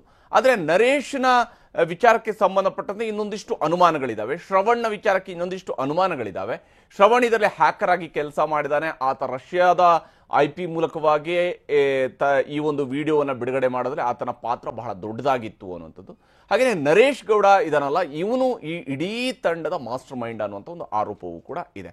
ಆದರೆ ನರೇಶ್ ಗೌಡನ ಪಾತ್ರದ ಬಗ್ಗೆ ಏನು ಹೇಳ್ತಾರೆ, ಮತ್ತೆ ಈ ನರೇಶ್ ಗೌಡ ಮತ್ತು ಶ್ರವಣ್ ಎಲ್ಲಿದ್ದಾರೆ ಅನ್ನೋದ್ರ ಬಗ್ಗೆ ಇನ್ನೂ ಕೂಡ ಸುಳಿವು ಸಿಗ್ತಾ ಇಲ್ಲ. SIT ಅಧಿಕಾರಿಗಳು ಬಹುಶಃ ಎಲ್ಲೋ ಒಂದು ಕಡೆಯಲ್ಲಿ ಯಾವತ್ತಾದ್ರೂ ಒಂದು ದಿವಸ ಅವರಿಂದ ಏನಾದ್ರೂ ಒಂದು ಮಾಹಿತಿ ಹೊರ ಬೀಳಬಹುದು ಅಂತ ಕಾಯ್ತಾ ಇರಬಹುದು. ಹೊರತುಪಡಿಸಿದ್ರೆ ಇವರಿಬ್ರು ಎಲ್ಲಿದ್ದಾರೆ, ಎಕ್ಸಾಕ್ಟ್ಲಿ ಇವರಿಬ್ಬರ ಲೊಕೇಶನ್ ಏನು, ಇದನ್ನ ಇನ್ನೂ ಕೂಡ ಪತ್ತೆ ಹಚ್ಚೋದಕ್ಕೆ ಸಾಧ್ಯ ಆಗ್ತದೆ. ನೋಡಿ, ಆಧುನಿಕವಾಗಿರುವಂಥ ಇಷ್ಟೆಲ್ಲ ತಂತ್ರಜ್ಞಾನ ಇದ್ದಾಗಲೂ ಕೂಡ ಆ ತಂತ್ರಜ್ಞಾನವನ್ನೇ ಹೇಗೆ ದುರುಪಯೋಗ ಪಡಿಸ್ಕೊಂಡು ತಮ್ಮ ಇರುವನ್ನ ಮರೆಮಾಚಬಹುದು ಅನ್ನೋದನ್ನ ಶ್ರವಣ್ ತೋರಿಸ್ಕೊಡ್ತಾ ಇದ್ದಾನೆ ಈ ಪ್ರಕರಣದಲ್ಲಿ ಅನ್ನುವಂಥ ಒಂದು ಅನುಮಾನ ಇದೆ. ಪೊಲೀಸರಿಗೂ ಕೂಡ SITಗೂ ಕೂಡ ಈ ಒಂದು ಅನುಮಾನ ಇದೆ.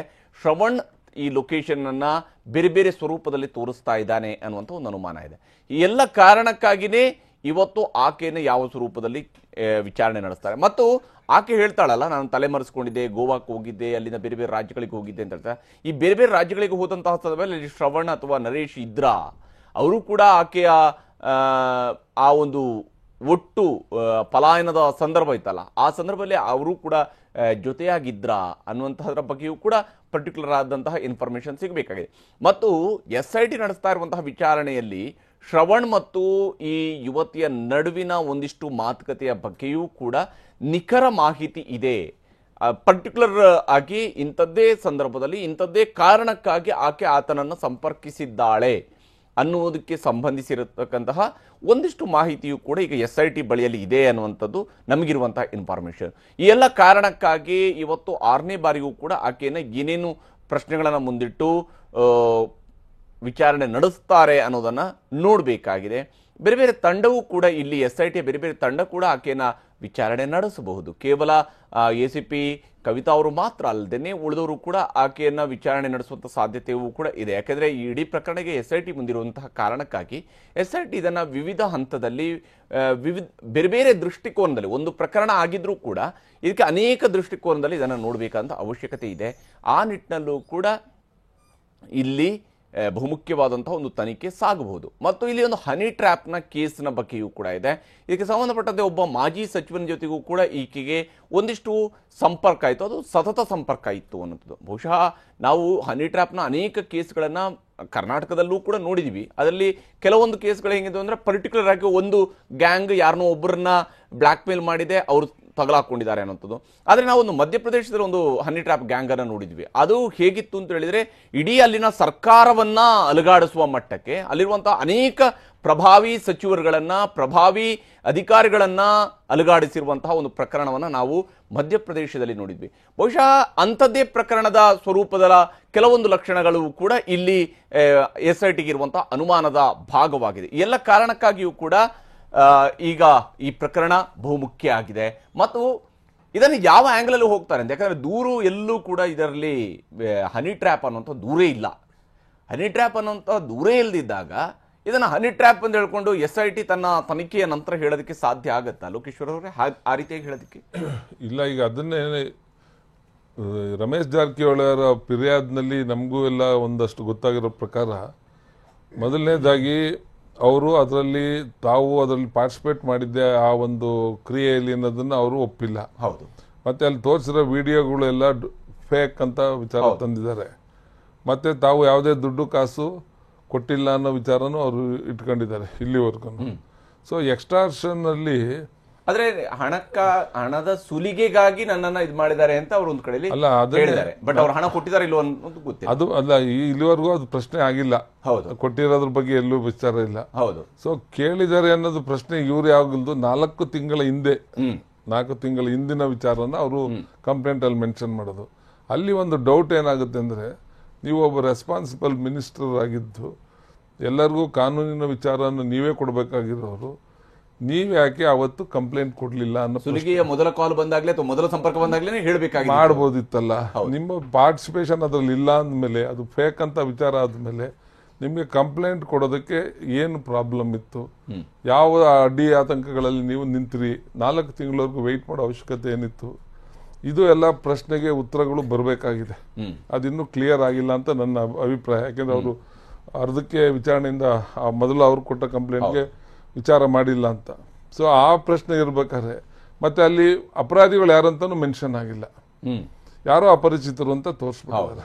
ಸೊ ಹಾಗಾಗಿ ಅದು ಈ ಹುಡುಗಿನೇ ಅಂತ ಪ್ರಶ್ನೆ ಇಲ್ಲ ಅಲ್ಲಿ ಆ ಕಂಪ್ಲೇಂಟ್ ಅಲ್ಲಿ. ಆದ್ರೆ ವಿಡಿಯೋದಲ್ಲಿ ಕಂಡಿರೋ ಹುಡುಗಿ ಮಾತ್ರ ಇವಳೆ ಅನ್ನೋದು ಎಲ್ಲರಿಗೂ ಗೊತ್ತಿರೋ ವಿಚಾರ. ಆದ್ರೆ ಅವರು ನಾನಲ್ಲ ಅನ್ನೋ ಪ್ರಶ್ನೆ ಅಲ್ಲಿ ಆ ಕೇಸ್ಗೆ ಸಂಬಂಧಪಟ್ಟದಂಗೆ ಅದು ಪೆಂಡಿಂಗ್ ಇದೆ. ಆದ್ರೆ ಇಲ್ಲಿ ಅದೇ ಹುಡುಗಿ ತನ್ನ ಮೇಲೆ ಈ ತರ ಕೆಲಸದ ಆಮಿಷ ತೋರಿಸಿ ಮಾಡಿದ್ದು, ಆ ವಿಡಿಯೋದಲ್ಲಿರೋ ಹುಡುಗಿ ನಾನೇ, ಆ ವ್ಯಕ್ತಿರೋ ಅವರೇ ಅಂತ ಇವಳು ಹೇಳ್ತಾ ಇದ್ದಾರೆ. ಪ್ರಶ್ನೆ ಅಂದ್ರೆ ಇಲ್ಲಿ ಇವಳು ಡಿಸ್ಪ್ಯೂಟ್ ಮಾಡಿಲ್ಲ, ಅವರು ಡಿಸ್ಪ್ಯೂಟ್ ಮಾಡ್ಕೊಂಡಿದ್ದಾರೆ. ಸೊ ಈಗ ಇವಳು ಬಂದಿದ್ದಾಳೆ, ವಿಚಾರಣೆ ಎಲ್ಲದೂ ಸಹಕಾರ ಕೊಟ್ಟಿದ್ದಾಳೆ. ಈಗ ನೆಕ್ಸ್ಟ್ ಪಾಯಿಂಟ್ ಅವ್ರನ್ನ ವಿಚಾರಣೆ ಮಾಡಲೇಬೇಕು. ಈಗ ಏನಾದಕ್ಕೂ ಒಂದು ಲಾಜಿಕಲ್ ಎಂಡ್ ಬರೋದಕ್ಕೆ ಇವರ ಅವಶ್ಯಕತೆ ಕಂಪಲ್ಸರಿ ಆಗಿಲ್ಲಿದೆ. ಈ ನಿಟ್ಟಲ್ಲಿ ಈಗ ತನಿಖಾಧಿಕಾರಿಗಳು ಯಾವ ಹೆಜ್ಜೆನ ಇವತ್ತಿಂದ ತಗೊಂತಾರೆ ಮುಂದೆ ಅನ್ನೋದು ಪ್ರಶ್ನೆ.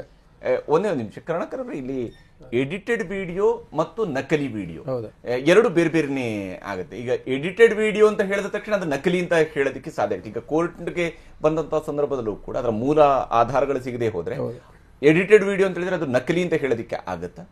ಅಲ್ಲ, ಈಗ ಎಡಿಟೆಡ್ ಅಂತ ಹೇಳಿದ್ರೆ ಅದನ್ನು ಇನ್ನೊಂದು ಯಾವ ರೀತಿಯಲ್ಲಿ ಮಾಡಬಹುದು ಅಂತ ಹೇಳಿ, ಯಾರ ನಾಟ್ ಒರಿಜಿನಲ್ ಅಂದ್ರೆ ಯಾರ ಫೇಸ್ ಅನ್ನು ಇದು ಮಾಡಿಬಿಟ್ಟು ಬೇರೆಯವರ ಫೇಸ್ ನಲ್ಲಿ ಇದು ಮಾಡಿಬಿಟ್ಟು that can also be edited ಅಂತ ಹೇಳ್ಬಹುದು. ಸೊ ಅಲ್ಲಿ ಇವರು ಹೇಳುವಂತ ನಕಲಿ ಅಂತ ಹೇಳುವಂತ ಉದ್ದೇಶ ಅದೇ ಇರಬಹುದು. ಯಾರೋ ಬೇರೆಯವರ ಏನು ಕ್ರಿಯೆ ನಡೀತಾ ಇರುವಂತಹ ಉದ್ದೇಶ ಅನ್ನು ಶೂಟ್ ಮಾಡಿದಲ್ಲಿ ಇವರ ಮುಖ ಮತ್ತು ಇದನ್ನು ಏನೋ ಮಾಡಿಬಿಟ್ಟು ಮಾಡಿದ್ದಾರೆ ಅನ್ನುವಂಥದ್ದು ಅವರು ನಂದಲ್ಲ ಫೇಕ್ ಅಂತ ಹೇಳುವಂತ ಅದು ವರ್ಷ ಮುಖವನ್ನ ಅಲ್ಲಿ ಇದು ಮಾಡಿದ್ದಾರೆ. ಫಾರ್ ಎಕ್ಸಾಂಪಲ್ ಒಂದು 2 ಗಂಟೆ ಒಂದು ವಿಡಿಯೋ ಇರುತ್ತೆ, ಅದನ್ನ ಒಂದು 5-6 ನಿಮಿಷಕ್ಕೆ ಎಡಿಟ್ ಮಾಡ್ತಾರೆ. ಈಗ ನಾವು ಅನೇಕ ಸುದ್ದಿಗಳನ್ನ ಮಾಡುವ ಸಮಯದಲ್ಲಿ ಎಲ್ಲವೂ ಕೂಡ ಎಡಿಟ್ ಮಾಡಿದೆ. ಈಗ ಯಾರೇ ಒಬ್ರು ಪ್ರೆಸ್ ಕಾನ್ಫರೆನ್ಸ್ ಮಾಡಿದ್ರೆ ಅದನ್ನ ಒಂದು ಎಡಿಟ್ ಮಾಡಿ ಒಂದಿಷ್ಟು ಬೈಟ್ ಅನ್ನೋದನ್ನ ತೋರಿಸ್ತೀವಿ. ಹಿಂಗಿರುವಾಗ ಇಲ್ಲೂ ಕೂಡ ಬಹುಶಃ ದೊಡ್ಡ ಲಾಂಗ್ ವಿಡಿಯೋ ಇರಬಹುದು, ಅದನ್ನ ಎಡಿಟ್ ಮಾಡಿ ಒಂದಿಷ್ಟು ಇವಾಗ ಬಯಲಾಗಿರ್ಬೋದು. ಹಾಗಿದ್ರೆ ಇದನ್ನ ಎಡಿಟ್ ವಿಡಿಯೋ ಅಂತ ಲೆಕ್ಕ ಹೇಳ್ತಾರೆ ಅಥವಾ ಇದನ್ನ ನಕಲಿ ಅಂತ ಹೇಳ್ಕೊಂಡು ಹೇಳಲಾಗತ್ತ ಅಂತ? ಅಲ್ಲ, ಎಡಿಟೆಡ್ ಒರಿಜಿನಲ್ ಎಡಿಟ್ ಮಾಡಬಹುದು, ಬಟ್ ನಕಲಿ ಅನ್ನುವಂಥದ್ದು ಟೋಟಲಿ ಸಪರೇಟ್ ಡಿಫ್ರೆಂಟ್ ಮೀನಿಂಗ್. ಅದು ನಕಲಿ ಅನ್ನುವಂತ ಹೇಳುವಂಥದ್ದು ನಾನೇನಾಗ ಪ್ರೀವಿಯಸ್ ಹೇಳಿದೆ ಅಂದ್ರೆ ಅದು ಆ ವ್ಯಕ್ತಿಗಳು ಅಲ್ಲ ಅಲ್ಲಿ, ಬಟ್ ಅವರನ್ನು ಪ್ರಾಜೆಕ್ಟ್ ಮಾಡಿರೋದು ಅವರು ಅಂತ ತೋರಿಸುವಂತದ್ದು ಅದು ನಕಲಿ. ಎಡಿಟ್ ಒರಿಜಿನಲ್ ಇದನ್ನು ಒರಿಜಿನಲ್ ಫಾರ್ಮ್ಯಾಟ್ ನ ಎಡಿಟ್ ಮಾಡ್ತಾರೆ. ಅಂದ್ರೆ ಈಗ ನಾನು ಕೇಳ್ತಿರೋದಂದ್ರೆ ಈಗ ವರದಿ ಬರುವಂತ ಉಮೇಶ್ ಅವರೇ, ಇದು ಎಡಿಟೆಡ್ ವಿಡಿಯೋ ಅಂತ ಕೂಡ ಬರಬಹುದು.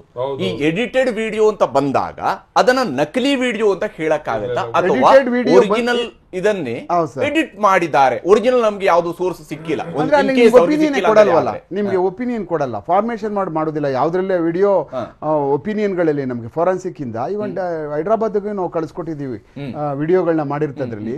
ಅದ್ರಲ್ಲಿ ಕೆಲವಷ್ಟು ಪ್ರಸಂಗಗಳನ್ನ ನಾವು ಏನೋ ಸರಿ ಇಲ್ವಲ್ಲ ಏನೋ ನಮ್ಮ ಇದಕ್ಕೋಸ್ಕರ ಒಂದ್ ಸಣ್ಣದೊಂದು ನಾವು ಬ್ಲಾಕ್ ಮಾಡಿ ಅದನ್ನ ಅದ್ ಬೇಡ ಅಂತ ಮಾಡಿದ್ದಕ್ಕೆ ವಾಪಸ್ ಹಾಕ್ಬಿಟ್ರು.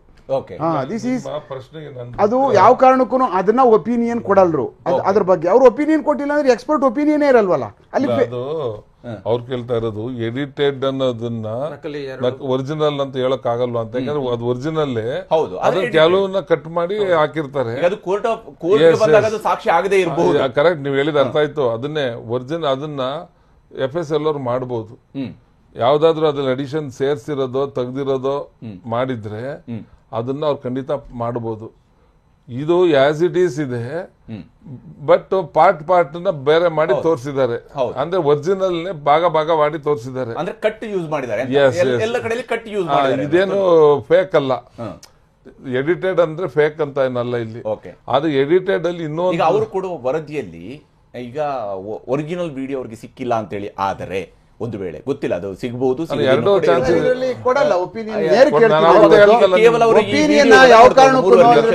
ಅವತ್ತು ನಿಮ್ಗೆ ಹೇಳಿದೆ ಒರಿಜಿನಲ್ CD ಸಿಗೋವರೆಗೂ ನೀವು ಯಾವುದೇ ಎಡಿಟೆಡ್ ಅಥವಾ ಫೇಕ್ ಯಾವುದೇ ಇದ್ರು ಅದಕ್ಕೆ ಎಕ್ಸ್ಪರ್ಟ್ಸ್ ಒಪಿನಿಯನ್ ಕೊಡೋದೇ ಇಲ್ಲ. ಟ್ಯಾಲಿ ಬೇಕೇ ಬೇಕು. ಯಾಕೆಂದ್ರೆ ಮಧ್ಯದಲ್ಲಿ ಕಟ್ ಆಗಿರುತ್ತಲ್ಲ, ಬೇರೆ ಅಂಶ ಇರ್ತದೆ, ಸಂಶಯಾಸ್ಪದ ಬಂದ್ಬಿಡುತ್ತಲ್ಲ, ಏನ್ ಕಟ್ ಮಾಡ್ಬಿಟ್ಟಿದಾರೋ ಬೇರೆ ಅದರಲ್ಲಿ ಅವಾಗ ಏನ್ ಮಾಡ್ತಾರೆ, ಇದು ಎಡಿಟೆಡ್ ವಿಡಿಯೋ ಆಗಿರೋದ್ರಿಂದ, ಇದನ್ನ ಫಾರ್ವರ್ಡೆಡ್ ವಿಡಿಯೋ ಆಗಿರೋದ್ರಿಂದ, ಮತ್ತೆ ರಿಪ್ರಿಂಟ್ ಆಗಿರೋ ಕಾರಣಕ್ಕೋಸ್ಕರನೇ ನಮಗೆ ಒರಿಜಿನಲ್ ಆಕ್ಟ್ 65B ನಲ್ಲಿ ನಾವು ಪ್ರಮಾಣೀಕರಿಸಿ ಹಾಕ್ತೀವಿ. ನಾವು ಒರಿಜಿನಲ್ ಸಂಬಂಧಪಟ್ಟಂತದ್ನ ಯಾವ್ದ್ರಲ್ಲಿ ನಾವು ಕ್ಯಾಮ್ರಾದಲ್ಲಿ ತೆಗೆದಿದೀವಿ ಮತ್ತೆ ಯಾವ ಕಂಪ್ಯೂಟರ್ ನಲ್ಲಿ ತೆಗೆದಿದೀವಿ ಅದರ ಈಗ ಒರಿಜಿನಲ್ ಸಿಕ್ಕಿದಾಗ ಇನ್ನೊಂದು ಡೌಟ್ ಬರುತ್ತೆ ಇದರಲ್ಲಿ. ಈಗ ಇದರಲ್ಲಿ ಒಂದು ಕ್ಯಾಮ್ರಾ ಇಟ್ಟಿರ್ತಾರೆ, ಆ ಕ್ಯಾಮ್ರಾದಿಂದ ಆ ವಿಜುವಲ್ ಅನ್ನ ಆಲ್ರೆಡಿ ಯಾವುದೋ ಒಂದು ಕಡೆಗೆ ಇಂಜೆಸ್ಟ್ ಮಾಡ್ತಾರೆ, ಅಂದ್ರೆ ಡಂಪ್ ಮಾಡ್ತಾರೆ. ಆ ಡಂಪ್ ಮಾಡಿದ ನಂತರ ಎಡಿಟ್ ಮಾಡ್ತಾರೆ. ಇದು ಯೂಶುವಲಿ ವಿಡಿಯೋಗಳ ಒಟ್ಟು ಪ್ರೊಸೆಸಿಂಗ್ ಅಂಶ ಇರೋದು.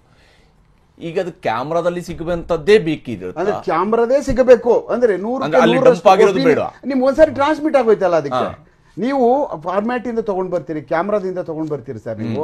ಈಗ ಮೊದಲು ಕ್ಯಾಸೆಟ್ ಇರ್ತಿತ್ತು, ಅದರಲ್ಲಿ ನೀವು ಪ್ಲೇ ಮಾಡೋಕಾಗ್ತಿಲ್ಲ, ತಗೊಂಡ್ ಬಂದದನ್ನ ಕ್ಯಾಸೆಟ್ ಪ್ರಕಾರದಲ್ಲಿ ತಗೊಂಡ್ಕೊಡ್ತಿದ್ರಿ. ಇಲ್ಲ ಎರಡನೇದು ಕ್ಯಾಸೆಟ್ ಮುಖಾಂತರ ನೀವು ಅದನ್ನ ಸಿಡಿ ಮಾಡಿ ಒಳಗಡೆ ಹಾಕಬೇಕು. ಮಾತಾಡ್ತೀನಿ ಏನು ಬಿಜೆಪಿ ಶಾಸಕ ರಮೇಶ್ ಜಾರಕಿಹೊಳಿ ಸಿಡಿ ಕೇಸ್ ಬಹಿರಂಗ ಈ ವಿಚಾರಕ್ಕೆ ಸಂಬಂಧಪಟ್ಟಂತೆ ಯುವತಿ ಹೇಳಿಕೆಯನ್ನ ಹಾಜರುಪಡಿಸುವುದಕ್ಕೆ ವಿನಾಯಿತಿಯನ್ನ ನೀಡಲಾಗ್ತಾ ಇದೆ. ತಾತ್ಕಾಲಿಕ ವಿನಾಯಿತಿಯನ್ನ ಈಗ ಹೈಕೋರ್ಟ್ ನೀಡಿರುವಂತಹದ್ದು. ಹೇಳಿಕೆಯನ್ನು ಹಾಜರುಪಡಿಸುವುದಕ್ಕೆ ವಿನಾಯಿತಿಯನ್ನ ನೀಡಲಾಗಿದೆ.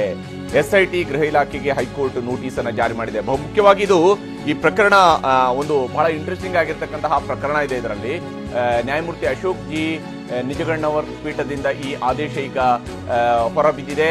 ಮಧ್ಯಂತರ ಆದೇಶ ಈಗ ಹೊರಬಿದ್ದಿದೆ. ಬಿಜೆಪಿಯ ಶಾಸಕ ರಮೇಶ್ ಜಾರಕಿಹೊಳಿ ಸಿಡಿ ಬಹಿರಂಗ ಪಡಿಸಿರುವಂತಹ ಪ್ರಕರಣ ಏನಿದೆಯಲ್ಲ, ಇಲ್ಲಿ ಯುವತಿಯ ಪರ ವಕೀಲರು ಹೈಕೋರ್ಟ್ಗೆ ಒಂದು ಮನವಿಯನ್ನ ಮಾಡಿದರೆ ಆಕೆಯನ್ನ ಹಾಜರುಪಡಿಸುವುದಕ್ಕೆ ವಿನಾಯಿತಿಯನ್ನು ನೀಡಲಾಗಿದೆ. ಹೇಳಿಕೆ ಹಾಜರುಪಡಿಸುವುದಕ್ಕೆ ವಿನಾಯಿತಿ ನೀಡಿ ಈಗ ಆದೇಶವನ್ನ ನೀಡಲಾಗಿದೆ. ಕೋರ್ಟ್ನಲ್ಲೂ ಕೂಡ ಒಂದು ಕಡೆಯಲ್ಲಿ ವಿಚಾರಣೆಯ ಹಂತದಲ್ಲೇನೆ, ಮತ್ತೊಂದು ಕಡೆಯಲ್ಲಿ ಕೋರ್ಟ್ನಲ್ಲೂ ಕೂಡ ಬಹುಮುಖ್ಯವಾಗಿ ಇದಕ್ಕೆ ಸಂಬಂಧಪಟ್ಟಂತ ಒಂದು ಸಮರವು ಕೂಡ ಮುಂದುವರಿತಾ ಇದೆ. ಎಸ್, ಈ ವಿಚಾರ ಇದು ಯಾವ ಸ್ವರೂಪದಲ್ಲಿ ಕರ್ನಾಟಕ 164 ಸ್ಟೇಟ್ಮೆಂಟ್ ಅನ್ನು ಹೇಳ್ತಾ ಇದ್ದಾರೆ. 164 ಸ್ಟೇಟ್ಮೆಂಟ್ ಅನ್ನು ಈಗ ನಂದು ಒಂದು ಪ್ರಶ್ನೆ ಏನಂತ ಹೇಳಿದ್ರೆ, ಅದನ್ನು ತಾಯಿಯ ಪೇರೆಂಟ್ಸ್ ಚಾಲೆಂಜ್ ಮಾಡಿದ್ದಾರೆ ಅಂತ ಹೇಳ್ತಾರೆ. ಅವರು ಈ ಸ್ಟೇಟ್ಮೆಂಟ್ ಇಂದ ಅಗ್ರೀವ್ಡ್ ಪಾರ್ಟಿಗಳಲ್ಲ, ಬಟ್ ಅವ್ರು ಯಾಕೆ ಇದನ್ನು ಚಾಲೆಂಜ್ ಮಾಡ್ತಾರೆ ಇರುವಂತದ್ದು ಒಂದು ಕ್ವಶನ್ ಮಾತ್ರ. ಯಾಕಂತ ಹೇಳಿದ್ರೆ ಮೇ ಬಿ 164 ಅಲ್ಲಿ ಪೇರೆಂಟ್ಸ್ನ ಬಗ್ಗೆ ಏನು ಹೇಳಿರ್ಲಿಕ್ಕಿಲ್ಲ. ಮೇ ಬಿ ಅವ್ರು ಏನು ಹೇಳಿದ್ದಾರೆ ದಟ್ ಇಸ್ ಡಿಫ್ರೆಂಟ್. ಇದು ಯಾರಿಗೆ ಆರೋಪಿ ಪರವಾಗಿ ಅಥವಾ ಯಾರ ಮೇಲೆ ಆದ್ರೂ ಹೇಳಿರ್ಬೋದು. ಬಟ್ ಅದನ್ನು ಸರಿ ಇಲ್ಲ ಅಂತ ಹೇಳುವಂತ ಒಂದು ಉದ್ದೇಶ, ಯಾವ ಉದ್ದೇಶದಿಂದ ಹಾಕಿದ್ದಾರೆ ಅಂತ ಹೇಳುವಂತ ಒಂದು ದೊಡ್ಡ ಕ್ವಶನ್ ಮಾರ್ಕ್ ಆಗಿದೆ. ಯಾಕಂತ ಹೇಳಿದ್ರೆ ಅವರು ಒಂದು ಕ್ಲೈಮ್ ಮಾಡ್ಕೊಂಡಿದ್ರು ಮೊದಲೇ, ಅಂದ್ರೆ ಆಕೆ ಬರೋದಕ್ಕಿಂತ ಮೊದಲು ಒಂದು ಕ್ಲೈಮ್ ಮಾಡಿದ್ರು ಅವರ ಅಪ್ಪ ಮತ್ತೆ ತಮ್ಮ.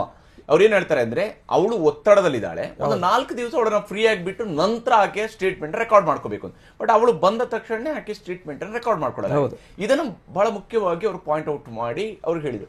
ಈಗ ಅಪ್ಪ ಅಮ್ಮಂಗೆ ಅದನ್ನ ಕೇಳುವ ಅಧಿಕಾರ ಇದೆಯಾ ಕೋರ್ಟ್ಗೆ ಬಂದ?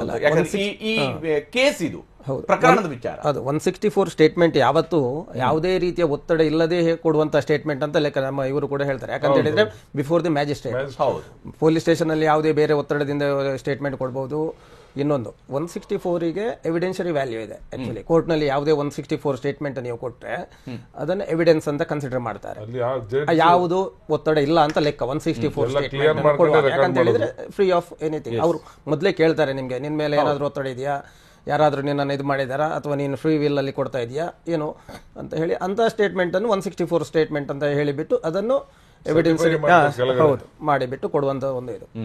ಸೊ ಅದನ್ನು ಬೇರೆಯವರು ಹೇಗೆ ಅದನ್ನು ಚಾಲೆಂಜ್ ಮಾಡ್ತಾರೆ ಅನ್ನೋದು ಒಂದು ಕ್ವಶನ್. ನಾರ್ಮಲಿ ಚಾಲೆಂಜ್ ಮಾಡಿದ್ರೆ ಯಾರು ಆರೋಪಿ ಸ್ಥಾನದಲ್ಲಿದ್ದಾರೆ ಅವರು ಮಾಡ್ಬೇಕಾ, ಮಾಡಬಹುದಾ? ಯಾರು ಮಾಡೋದಿಲ್ಲ ನಾರ್ಮಲ್. ಈಗ ಸ್ಟೇಜ್ ಇಲ್ಲ, ಅದು ಚಾಲೆಂಜ್ ಮಾಡುವಂತ ಸ್ಟೇಜ್. ಸ್ಟೇಟ್ಮೆಂಟ್ ಅನ್ನು ಈಗ ಚಾಲೆಂಜ್ ಮಾಡ್ಲಿಕ್ಕಿಲ್ಲ. ಚಾಲೆಂಜ್ ಅನ್ನು ಕ್ರಾಸ್ ಎಕ್ಸಾಮಿನೇಷನ್ ಅಲ್ಲಿ ಮಾಡೋದು ಚಾಲೆಂಜ್ ಅಂತೆ. ಕ್ರಾಸ್ ಎಕ್ಸಾಮಿನೇಷನ್ ಪೀರಿಯಡ್ ಅಲ್ಲಿ ಮಾತ್ರ ಏನು ಅದನ್ನು ಚಾಲೆಂಜ್ ಮಾಡ್ತಾರೆ 164 ಸ್ಟೇಟ್ಮೆಂಟ್. ಇಲ್ಲಿ ಇನ್ನೊಂದು ಪ್ರಶ್ನೆಯೂ ಕೂಡ ಈ ಕೋರ್ಟ್ ಹೇಳಿರೋದು ಏನಂದ್ರೆ 164 ಸ್ಟೇಟ್ಮೆಂಟ್ ಏನು ಕೋರ್ಟ್ ಮಾಡ್ಕೊಂಡಿದೆ ಅದನ್ನ IO ಅವರು ರಿಕ್ವೆಸ್ಟ್ ಮಾಡ್ತಾರೆ ತನಿಖೆಗೆ ಕೇಳಕ್ಕೆ. ಅದಕ್ಕೋಸ್ಕರ ಕೋರ್ಟ್ ಏನ್ ಹೇಳಿದೆ ಅದನ್ನ ಈಗ ಹಾಜರಾತಿ ಮಾಡಬೇಡಿ ಅಂತ.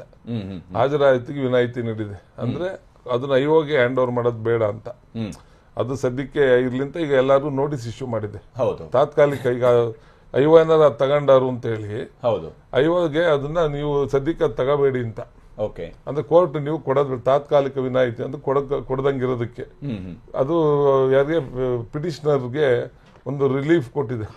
ಆ 164 ಸ್ಟೇಟ್ಮೆಂಟ್ ಏನ್ ಕೋರ್ಟ್ ಅಲ್ಲಿ ಇದೆ ಅದು ಅಲ್ಲೇ ಇರುತ್ತೆ. ಐವಾಗೆ ಕೊಡದಂಗೆ ಸದ್ಯಕ್ಕೆ ತಡೆದಿದ್ದೀವಿ. ತರಿಸ್ಕೊಳ್ಳಿ ಇದನ್ನ ಏನ್ ಮಾಡಿದ್ದಾರೆ ಅನ್ನುವಂಥಕ್ಕೂ ಹಾಕಿರ್ಬೋದು ಅವರು ಪ್ರೇರಣೆ. ಕೊಡಬೇಡಿ ಅಂತ ಹೇಳಿದ್ರೆ ಈ ವಿಚಾರಕ್ಕೆ ಸಂಬಂಧಪಟ್ಟಂತೆ ನಾವು ಚರ್ಚೆನ ನಾವು ಮುಂದುವರಿಸೋಣ. ಸಾಕಷ್ಟು ವಿಚಾರಗಳಿದಾವೆ ಇದರಲ್ಲಿ. ಈಗ ಯುವತಿಯ ವಿಚಾರಕ್ಕೆ ಸಂಬಂಧಪಟ್ಟಂತೆ ಹೈಕೋರ್ಟ್ ಹೇಳಿರ್ತಕ್ಕಂತಹ ಕೊಟ್ಟಿರುವಂತಹ ಒಂದು ಮಧ್ಯಂತರ ಆದೇಶ, ಈ ವಿಚಾರಗಳೆಲ್ಲದರ ಬಗ್ಗೆ ಕೂಡ ಚರ್ಚೆ ನಾವು ಮುಂದುವರಿಸೋಣ. ಈ ಪ್ರಕರಣದ ವಿಚಾರಣೆ ಒಂದು ಹಂತದಲ್ಲಿ ನಡೀತಾ ಇದ್ರೆ, ಮತ್ತೊಂದು ಕಡೆಯಲ್ಲಿ ರಮೇಶ್ ಜಾರಕಿಹೊಳಿ ಅವರಿಗೆ ಕೊರೋನಾ ಅಟ್ಯಾಕ್ ಆಗಿದ್ಯಾ? ರಮೇಶ್ ಜಾರಕಿಹೊಳಿ ಕೋವಿಡ್ ಪಾಸಿಟಿವ್ ನಿಂದ ಈಗ ಬಳಲ್ತಾ ಇದ್ದಾರಾ? ರಮೇಶ್ ಜಾರಕಿಹೊಳಿಗೆ ಕೊರೋನಾ ಬಂದಿರೋ ಬಗ್ಗೆ ವಕೀಲರು ಕೂಡ ಮಾತನಾಡ್ತಾ ಇದ್ದಾರೆ. ರಮೇಶ್ ಜಾರಕಿಹೊಳಿ ಹಾಗಾದ್ರೆ ಎಲ್ಲಿದ್ದಾರೆ, ಯಾವ ಆಸ್ಪತ್ರೆಯಲ್ಲಿ ಚಿಕಿತ್ಸೆಯನ್ನ ಪಡಿತಾ ಇದ್ದಾರೆ? ಯಾಕಂದ್ರೆ ಅವರ ಐಡೆಂಟಿಟಿಯನ್ನು, ಅವ್ರು ಎಲ್ಲಿದ್ದಾರೆ ಅನ್ನುವಂತಹ ಲೊಕೇಶನ್ ಅನ್ನ ಗೌಪ್ಯವಾಗಿಡಲಾಗಿದೆ ಇದುವರೆಗೂ ಕೂಡ.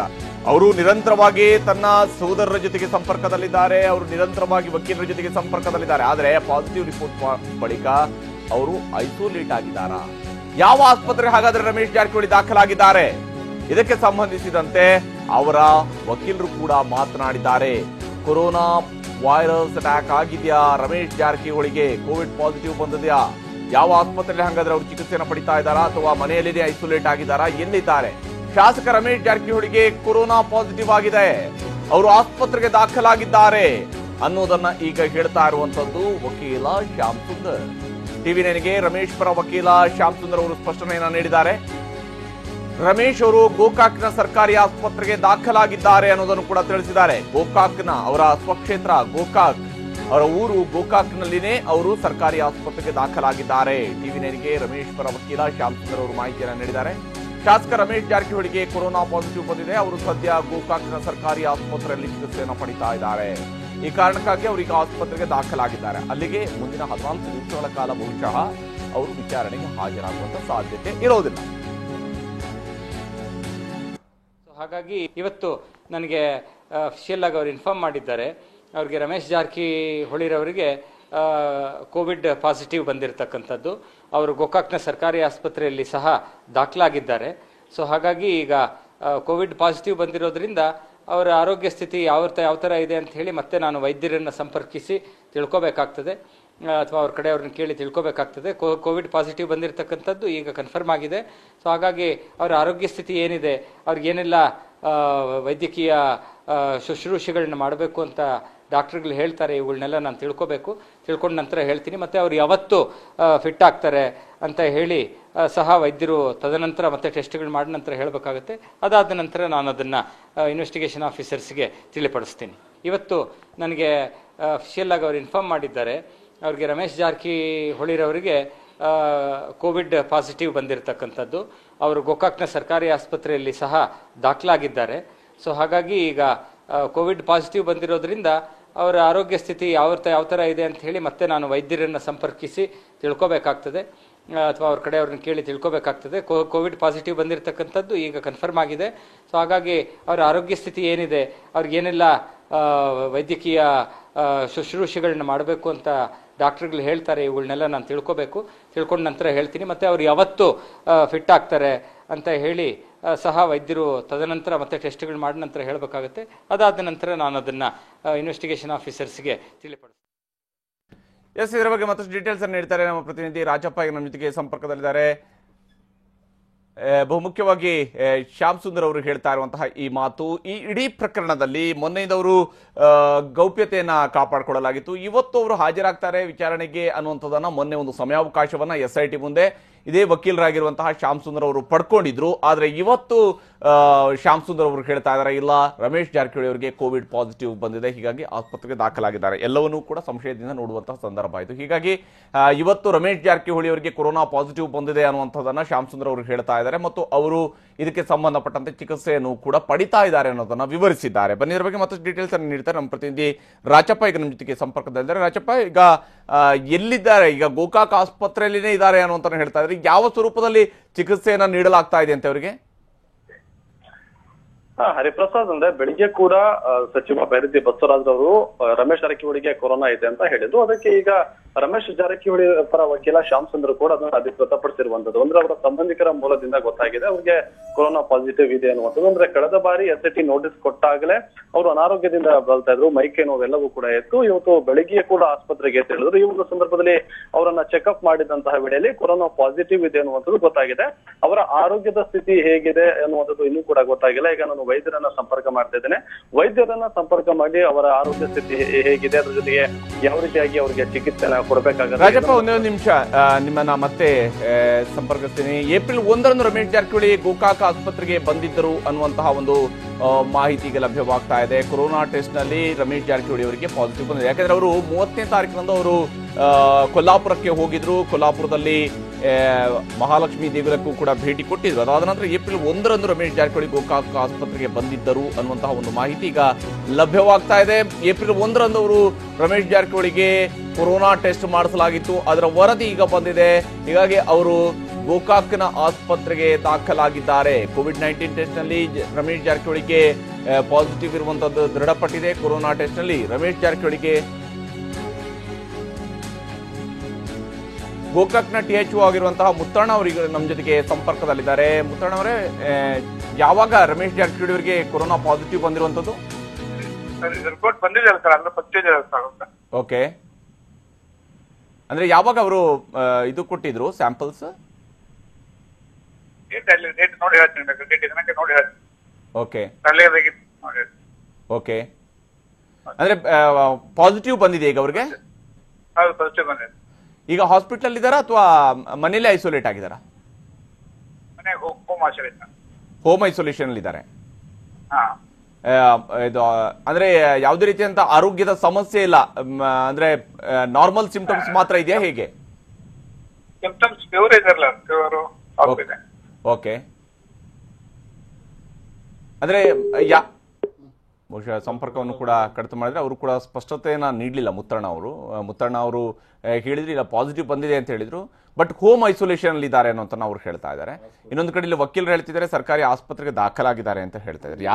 ಯಾರು ಏನ್ ಹೇಳ್ತೀರಾ ಅನ್ನೋದು ನಮ್ಗೆ ಗೊತ್ತಾಗ್ತಿಲ್ಲ. ಯಾಕಂದ್ರೆ ಸರ್ಕಾರಿ ಆಸ್ಪತ್ರೆ ವೈದ್ಯರೇ THO ಆಗಿರ್ತಾರೆ, ತಾಲೂಕು ಹೆಲ್ತ್ ಆಫೀಸರ್ ಕೂಡ ಆಗಿರ್ತಾರೆ. ಅವರು ಹೇಳ್ತಾ ಇದ್ದಾರೆ ಇಲ್ಲ ಮನೆಯಲ್ಲಿ ಹೋಮ್ ಐಸೋಲೇಷನ್ ಆಗಿದ್ದಾರೆ ಅವರು. ಅಡ್ಮಿಟ್ ಆಗ್ಬೇಕಲ್ಲ ಸರ್,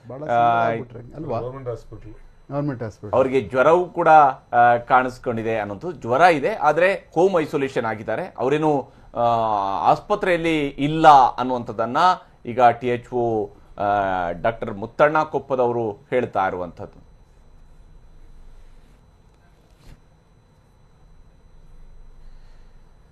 ಬಹುಶಃ ಹಾಗಾದ್ರೆ ಉಮೇಶ್ ಅವರೇ, ಈಗ ಅವ್ರನ್ನ ಹಾಜರುಪಡಿಸೋದಕ್ಕೂ ಆಗೋದಿಲ್ಲ ವಿಚಾರ. ಒಂದ್ಸಾರಿ ಮೆಡಿಕಲಿ ಈ ತರ ಬಂದ ತಕ್ಷಣನೇ ಯಾವುದೇ ನ್ಯಾಯಾಲಯಗಳೇ ಯಾರೇ ಆಗ್ಲಿ ಈ ಸಂಬಂಧಪಟ್ಟಾಗೆ ಬಂಧನಕ್ಕೆ ಸಂಬಂಧಪಟ್ಟಂಗೆ ಪೊಲೀಸರುಗಳು ಸಹ ಹೋಗಲ್ಲ. ಯಾಕೆಂದ್ರೆ ಕೊರೋನಾ ಗೊತ್ತಿದೆಯಲ್ಲ. ಬಟ್ ಈಗ ಆಗ್ಬೋದೇನೋ ಅಂತ ಎಲ್ಲ ನಿರೀಕ್ಷಿಸ್ತಾ ಇದ್ರು ಜನ ಎಲ್ಲ. ಈಗ ಈ ತರ ಸ್ಟೇಜ್ಗಳು ಬರ್ಬೋದೇನೋ ಅಂತ ಅಂದ್ಬಿಟ್ಟು ಅದ್ರ ಪ್ರಕಾರನೇ ಎಲ್ಲ ನಡ್ಕೊಂಡು ಹೋಗ್ತಾ ಇದೆ. ಪೂರ್ಣ ಪ್ರಮಾಣದಲ್ಲಿ ಎಲ್ಲ ಅದೇ ತರ ನಡ್ಕೊಂಡು ಹೋಗ್ತಾ ಇದೆ. ಹೇಗೆ ಯಾವ ಸಮೀಕ್ಷೆ ಹೇಗೆಲ್ಲ ನಡ್ಕೊಂಡು ಹೋಗ್ಬೇಕು ಆ ತರ ಹೀಗೆ ನಡ್ಕೊಂಡು ಹೋಗ್ತಿದೆ ಈ ಕೇಸು. ಬೇರೆ ಥರ ಏನು ಬದಲಾವಣೆ ಏನಾಗೋದಿಲ್ಲ. ಇದೀಗೆ ನಡ್ಕೊಂಡು ಹೋಗ್ಬಿಟ್ಟು ಹಾಗೆ ಒಂಥರ ನಮ್ಮ ಉಳಿತಾ ಇರ್ತದಲ್ಲ, ಮೇಣದ ಬತ್ತಿ ಹಂಗೆ ಕರಗೋಗ್ಬಿಡ್ತದೆ, ಏನು ಸಿಕ್ಕಲ್ಲ, ಕೊನೆಗೆ ಹಂಗೆ ಅನ್ನಿಸ್ತದೆ. ಇದು ನನ್ನ ಲೆಕ್ಕಾಚಾರದಲ್ಲಿ ಇದೆಲ್ಲ ನಡ್ಕೊಂಡು ಬರ್ತಾ ಇರುವಂಥದ್ದು ನೋಡಿದ್ರೆ ಈಗ ಇದಾಗುತ್ತೆ. ಮತ್ತೆ ಸುಮಾರು 15ರಿಂದ 20 ದಿವಸ ಇದಕ್ಕೆ ಈ ಒಳಗಡೆಗೆ ಅವ್ರು ಸೇರ್ಕೊಳ್ತಾರೆ. ಆಮೇಲೆ ಅದ್ರ ಮಧ್ಯ ಬೇರೆ ಬೇರೆ ಕಾನೂನಾತ್ಮಕ ಹೋರಾಟಗಳು ಕೋರ್ಟ್ಗಳು ನಡೀಕ್ ಶುರು ಮಾಡ್ತವೆ ನಮ್ಮ ವಿರುದ್ಧವಾಗಿ, ಮತ್ತೆ ಪೊಲೀಸರ ವಿರುದ್ಧವಾಗಿ ನಿರಂತರವಾಗಿ ಮಾಡ್ತಕ್ಕಂಥದ್ದು. ಅಂದ್ರೆ ಈಗ ದಸ್ತಗಿರಿ ಅನ್ನುವಂಥದ್ದು ಅದಕ್ಕೆ ಬೇರೆ ತರ ಈಗ ಶುರುವಾಗ್ತದೆ. ಅಂದ್ರೆ ಬಿಟ್ರು, ಇವ್ರು ಇದುವರೆಗೂ ಹೋಗ್ಲಿಲ್ಲ, ಕರೆಸ್ಲಿಲ್ಲ, ಹಿಡ್ಕೊಂಡ್ಬಂದು ಒಳಗಾಕ್ಬಿಡ್ಬೋದಾಗಿತ್ತು, ಇದೆಲ್ಲ ನಡೆಯುವಂಥದ್ದು ಒಂದು ಕಡೆ ನಡೀತಾ ಇರ್ತದೆ. ಅದು ಪ್ರಕ್ರಿಯೆ ನಡೆಯುವಂಥದ್ದೇ. ಅದು ಅಂದರೆ ರಾಜಕೀಯ ಪಕ್ಷಗಳು ವಿರೋಧ ಪಕ್ಷಗಳಿರೋದ್ರಿಂದ ಇವೆಲ್ಲ ಸರ್ವೇ ಸಾಮಾನ್ಯ ನಡ್ಕೊಂಡು ಹೋಗ್ತದೆ. ಬಟ್ ಈಗ ಒಂದು ಅವಕಾಶ ಅಂತಂದರೆ ಲೀಗಲ್ ಅವಕಾಶ, ಅಂದರೆ ಎಸ್ ಹೌದು ಈ ಮನುಷ್ಯ ಇರಲೇಬೇಕು, ನಾವು ಮುಟ್ಟಕ್ಕಾಗೋದಿಲ್ಲ ಅನ್ನುವಂಥದ್ದು. ಅಂದರೆ ಅಟ್ಲೀಸ್ಟು ಯಾರೋ ಒಂದು ಸೇಫರ್ ಸೈಡು ಒಂದು 15 ದಿವಸ 20 ದಿವಸ ಅದರಿಂದ ಈಚೆ ಬರುವವರೆಗೂ ಒಂದು ಸೇಫರ್ ಸೈಡಲ್ಲಿ ಇರ್ತಕ್ಕಂಥದ್ದು ಆಗ್ತದೆ. ಆಮೇಲೆ ರಿಪೋರ್ಟ್ಗಳು ಬೇಕಲ್ಲ ಕೋರ್ಟ್ಗಳಿಗೆ, ಅದು ಒಂದು ರಿಪೋರ್ಟ್ಗಳನ್ನ ಕೋರ್ಟ್ಗಳಿಗೆ ಕೊಡ್ತಕ್ಕಂಥದ್ದು. ಮತ್ತು ತನಿಖಾಧಿಕಾರಿಗೂ ಸಹ ಏನು ಭಾಳ ಸಿಸ್ಟಮೆಟಿಕ್ ಆಗಿ ಅವ್ರನ್ನ ಹಾಕೊಂಡು ನೆಟ್ಟೊಳಗಡೆ ಸೇರಿಸ್ಬಿಟ್ಟು ಹಿಂಗೆ ಹುಲಿ ಹಿಡಿತೀವಲ್ಲ ಆ ಕೆಲಸ ನಡೆಯುವಂಥದ್ರಿಂದ ಸ್ವಲ್ಪ ಅವ್ರಿಗೂ ಸಹ ಅದು ಒಂದು ಸ್ವಲ್ಪ ಇದಾಗುತ್ತೆ. ಒಂದು 15-20 ದಿವಸ ಅವ್ರು ಯೋಚನೆ ಮಾಡೋದಕ್ಕೆ ಅವಕಾಶಗಳು ಸಿಗ್ತದೆ ತನಿಖಾಧಿಕಾರಿ. ಲೋಕೇಶ್ ಅವರು, ಸಂಶಯದ ಸಂದರ್ಭದಲ್ಲಿ ಎಲ್ಲವೂ ಕೂಡ ಸಂಶಯವಾಗಿ ಸಂಶಯವಾಗಿ ಕಾಣುತ್ತಾ ಕೊರೋನಾ ಕೂಡ ಒಂದು ರೀತಿಯ ಸಂಶಯವಾಗಿನೇ ಯಾಕೆಂದ್ರೆ ಡಾಕ್ಯುಮೆಂಟ್ ಮೇಲೇನೆ ಎಲ್ಲದು ವಿಚಾರ ಆಗೋದ್ರಿಂದ ಆ ಡಾಕ್ಯುಮೆಂಟು ಅದು ರಿಯಲ್ ಆಗಿ ಕ್ರಿಯೇಟ್ ಆಗಿದೆಯೋ ಅಥವಾ ಒತ್ತಡದಲ್ಲಿ ಕ್ರಿಯೇಟ್ ಆಗಿದೆಯೋ ಅದು ಇನ್ನೂ ಅದು ವಿಚಾರ ಬರೋವರೆಗೂ ನಾವೆಲ್ಲ ಏನು ಹೇಳಕ್ಕಾಗೋದಿಲ್ಲ. ಮತ್ತೆ ಒಂದು ನಿಮಿಷ, ಈಗ THO ಡಾಕ್ಟರ್ ಮುತ್ತಣ್ಣ ಕೊಪ್ಪದವರು ಮಾತನಾಡಿದ್ದಾರೆ. ಆ ಸಂದರ್ಭದಲ್ಲಿ ಅವ್ರು ಏನು ಹೇಳಿದ್ದಾರೆ ಅನ್ನೋದನ್ನ ನೋಡೋಣ. ಗುರುವಾರ ರಾತ್ರಿ ಅವರು ಬೇರೆ ರಾಜ್ಯಕ್ಕೆ ಹೋಗಿ ಬಂದಿದ್ರಿಂದ ಜ್ವರ ಕೆಮ್ಮು ಇದೆ ಅಂತ ಹೇಳಿದ್ರು. ಚೆಕ್ ಮಾಡಿದ್ವಿ, ರ್ಯಾಪಿಡ್ ಚೆಕ್ ಮಾಡಿದಾಗ ಪಾಸಿಟಿವ್ ಅಂತ ಬಂತು. ಸೊ ಬೇರೆ ಏನು ತೊಂದರೆ ಇದ್ದಿದ್ದ ಕಾರಣ ಅವ್ರಿಗೆ ಟ್ರೀಟ್ಮೆಂಟ್ ಕೊಟ್ಟು ಹೋಮ್ ಐಸೋಲೇಷನ್ ಹೇಳಿದ್ವಿ ಅಷ್ಟೇ. ನಿನ್ನೆ ರಾತ್ರಿ ಸುಮಾರು 10 ಸುಮಾರಿಗೆ ಅವರು ಸ್ವಲ್ಪ ಉಸಿರಾಟ ತೊಂದರೆ ಅಂತ ಹೇಳಿದ್ರು. ಬಟ್ ನಮ್ಮಲ್ಲಿ ಬಂದು ಚೆಕ್ ಮಾಡಿ ಟ್ರೀಟ್ಮೆಂಟ್ ಕೊಟ್ಟಿದ್ವಿ. ಎಲ್ಲ ಕೋವಿಡ್ ಟ್ರೀಟ್ಮೆಂಟ್ ಸ್ಟಾರ್ಟ್ ಇದೆ. ಶುಗರ್ BP ಜಾಸ್ತಿ ಇದೆ, ಸ್ಟೇಬಲ್ ಇದೆ. ಈಗ ಯಾವ ವಾರ್ಡ್ನಲ್ಲಿ ಇಟ್ಟಿದ್ದೀರಿ, ಜೊತೆಗೆ ಎಷ್ಟು ದಿನಗಳ ಕಾಲ ಅವ್ರು ಇರಬೇಕಾಗತ್ತೆ? ಈ ಸದ್ಯಕ್ಕೆ ಐಸಿಯುಲ್ ಇದ್ದಾರೆ. ಅದ್ರ ಕಂಡೀಷನ್ ನೋಡ್ಕೊಂಡು ಮುಂದೆ ಯಾವ ಡಿಸ್ಚಾರ್ಜ್ ಮಾಡೋದು ಏನು ಅಂತ ಹೇಳ್ತೀವಿ. ಹಾಂ ಸರ್, ಮೊದಲಿಗೆ ಬಂದಾಗ ಏನೇನು ಸಿಂಟಮ್ಸ್ಗಳಿದ್ವು ಸರ್? ಉಸಿರಾಟ ತೊಂದರೆ ಇತ್ತು, ಆಕ್ಸಿಜನ್ ಲೆವೆಲ್ ಸ್ವಲ್ಪ ಕಡಿಮೆ ಇತ್ತು, BP ಜಾಸ್ತಿ ಇತ್ತು. ನಿನ್ನೆ ಈಗೆಲ್ಲ ಟ್ರೀಟ್ಮೆಂಟ್ ಕೊಟ್ಟಿದ್ದು, ಸ್ಟೇಬಲ್ ಇದೆ. ಅಂದ್ರೆ ಎಷ್ಟು ದಿವಸಗಳ ಕಾಲ ಇಲ್ಲಿ ತಾಲೂಕು ಆಸ್ಪತ್ರೆಯಲ್ಲಿ ಇರಬೇಕಾಗತ್ತೆ ಅವರು? ಅವ್ರದ್ದು ಕಂಡೀಷನ್ ಇಂಪ್ರೂವ್ ಆಗುತ್ತೋ ಅದ್ರ ಮೇಲೆ ನಾವು ಮುಂದೆ ಡಿಸೈಡ್ ಮಾಡ್ತೀವಿ. ಅಟ್ಲೀಸ್ಟ್ ಈಗ ಒಂದು 3-4 ಡೇಸ್ ಆದ್ರೂ ಇರಬೇಕಾಗುತ್ತೆ. ಮುಂದೆ ಒಂದು ಈಗ ಐಸಿಯು ಒಳಗಿದ್ದಾರೆ ಅಥವಾ ಐಸಿಯು ಅಲ್ಲಿ? ಅಂದ್ರೆ ಟ್ರಾವೆಲಿಂಗ್ ಹಿಸ್ಟ್ರಿ ಏನು ಸರ್? ಎಲ್ಲಿಂದ ಬಂದಿದ್ದಾರೆ? ಮಹಾರಾಷ್ಟ್ರ, ಬೆಂಗಳೂರಿಗೆ ಹೋಗಿ ಬಂದಿದ್ದು ಅಷ್ಟೇ ಇದೆ. ಸೊ ಅದಕ್ಕೆ ಬೆಂಗಳೂರು, ಮಹಾರಾಷ್ಟ್ರ ಎರಡು ಕೂಡ ಜಾಸ್ತಿ ಕೇಸ್ ಇರೋದ್ರಿಂದ ಅಲ್ಲ ವರದಿ ಯಾವಾಗ ಬಂತು ಸರ್? ಯಾವಾಗ ನಿನ್ನೆ ಮೊನ್ನೆ ಯಾವತ್ತು ಟೆಸ್ಟ್ ಇದಾಗಿದ್ದು? ಯಾವತ್ತು ಟೆಸ್ಟ್ ಮಾಡಿದ್ರೆ ಅವತ್ತೇ ರಿಪೋರ್ಟ್ ಬಂತು. ರ್ಯಾಪಿಡ್ ಇಮಿಡಿಯೇಟ್ ಅವತ್ತು. ಸರ್, ಏನೇನು ಯಾವ ರೀತಿ ಅವ್ರಿಗೆ ಚಿಕಿತ್ಸೆಯನ್ನು ನೀಡಲಾಗ್ತಾ ಇದೆ? ಎಷ್ಟು ವೈದ್ಯರು, ಜೊತೆಗೆ ಏನು ಸಿಬ್ಬಂದಿಗಳನ್ನು ಏನಾದರೂ ಸ್ಪೆಷಲ್ ಆಗಿ ನಾವು ಕೋವಿಡ್ ವಾರ್ಡ್ಗೆ ಡ್ಯೂಟಿ ಹಾಕಿದ್ವಿ. ನಮ್ದು ತಜ್ಞ ವೈದ್ಯರು ಇದ್ದಾರೆ, ಅವರು ನೋಡ್ತಿದ್ದಾರೆ. ಸ್ಟೇಬಲ್ ಇದೆ. ಕೋವಿಡ್ ವಾರ್ಡಲ್ಲಿ ಐಸಿಯು. ಇದು ಸರ್ಕಾರಿ ಆಸ್ಪತ್ರೆ ವೈದ್ಯರಾಗಿರುವಂತಹ ಡಾಕ್ಟರ್ ರವೀಂದ್ರ ಅವರ ಮಾತು. ಇಲ್ಲೂ ಕೂಡ ಇನ್ನೊಂದಿಷ್ಟು ಕನ್ಫ್ಯೂಷನ್ಸ್ ಇದೆ. ಉಸಿರಾಟದ ತೊಂದರೆ ಇದೆ, ಈಗ ಅವರು ICUನಲ್ಲಿದ್ದಾರೆ ಅಂತಾರೆ. THO ಹೇಳ್ತಾ ಇದ್ದಾರೆ ಇಲ್ಲ ಅವ್ರು ಮನೇಲಿದ್ದಾರೆ ಅಂತ ಹೇಳ್ತಾರೆ. ಯಾರು ಎಲ್ಲಿದ್ದಾರೆ ಅನ್ನೋದು ಗೊತ್ತಿಲ್ಲ. ಒಟ್ಟಿನಲ್ಲಿ ಈಗ ಅವರಿಗೆ ಕೊರೋನಾ ಪಾಸಿಟಿವ್ ಬಂದಿದೆ ಅನ್ನೋದನ್ನ ಮಾತ್ರ ಈಗ ನಾವು ನಂಬಬೇಕಾಗತ್ತೆ. ಧನ್ಯವಾದ ತಮಗೆಲ್ಲರೂ ಕೂಡ ಈ ಕಾರ್ಯಕ್ರಮದಲ್ಲಿ ಜಾಯಿನ್ ತಮ್ಮ ಅಭಿಪ್ರಾಯಗಳನ್ನು ಶೇರ್ ಮಾಡ್ಕೊಂಡಿದ್ದಕ್ಕಾಗಿ. ಇದು ಇವತ್ತಿನ ವಿಶೇಷ.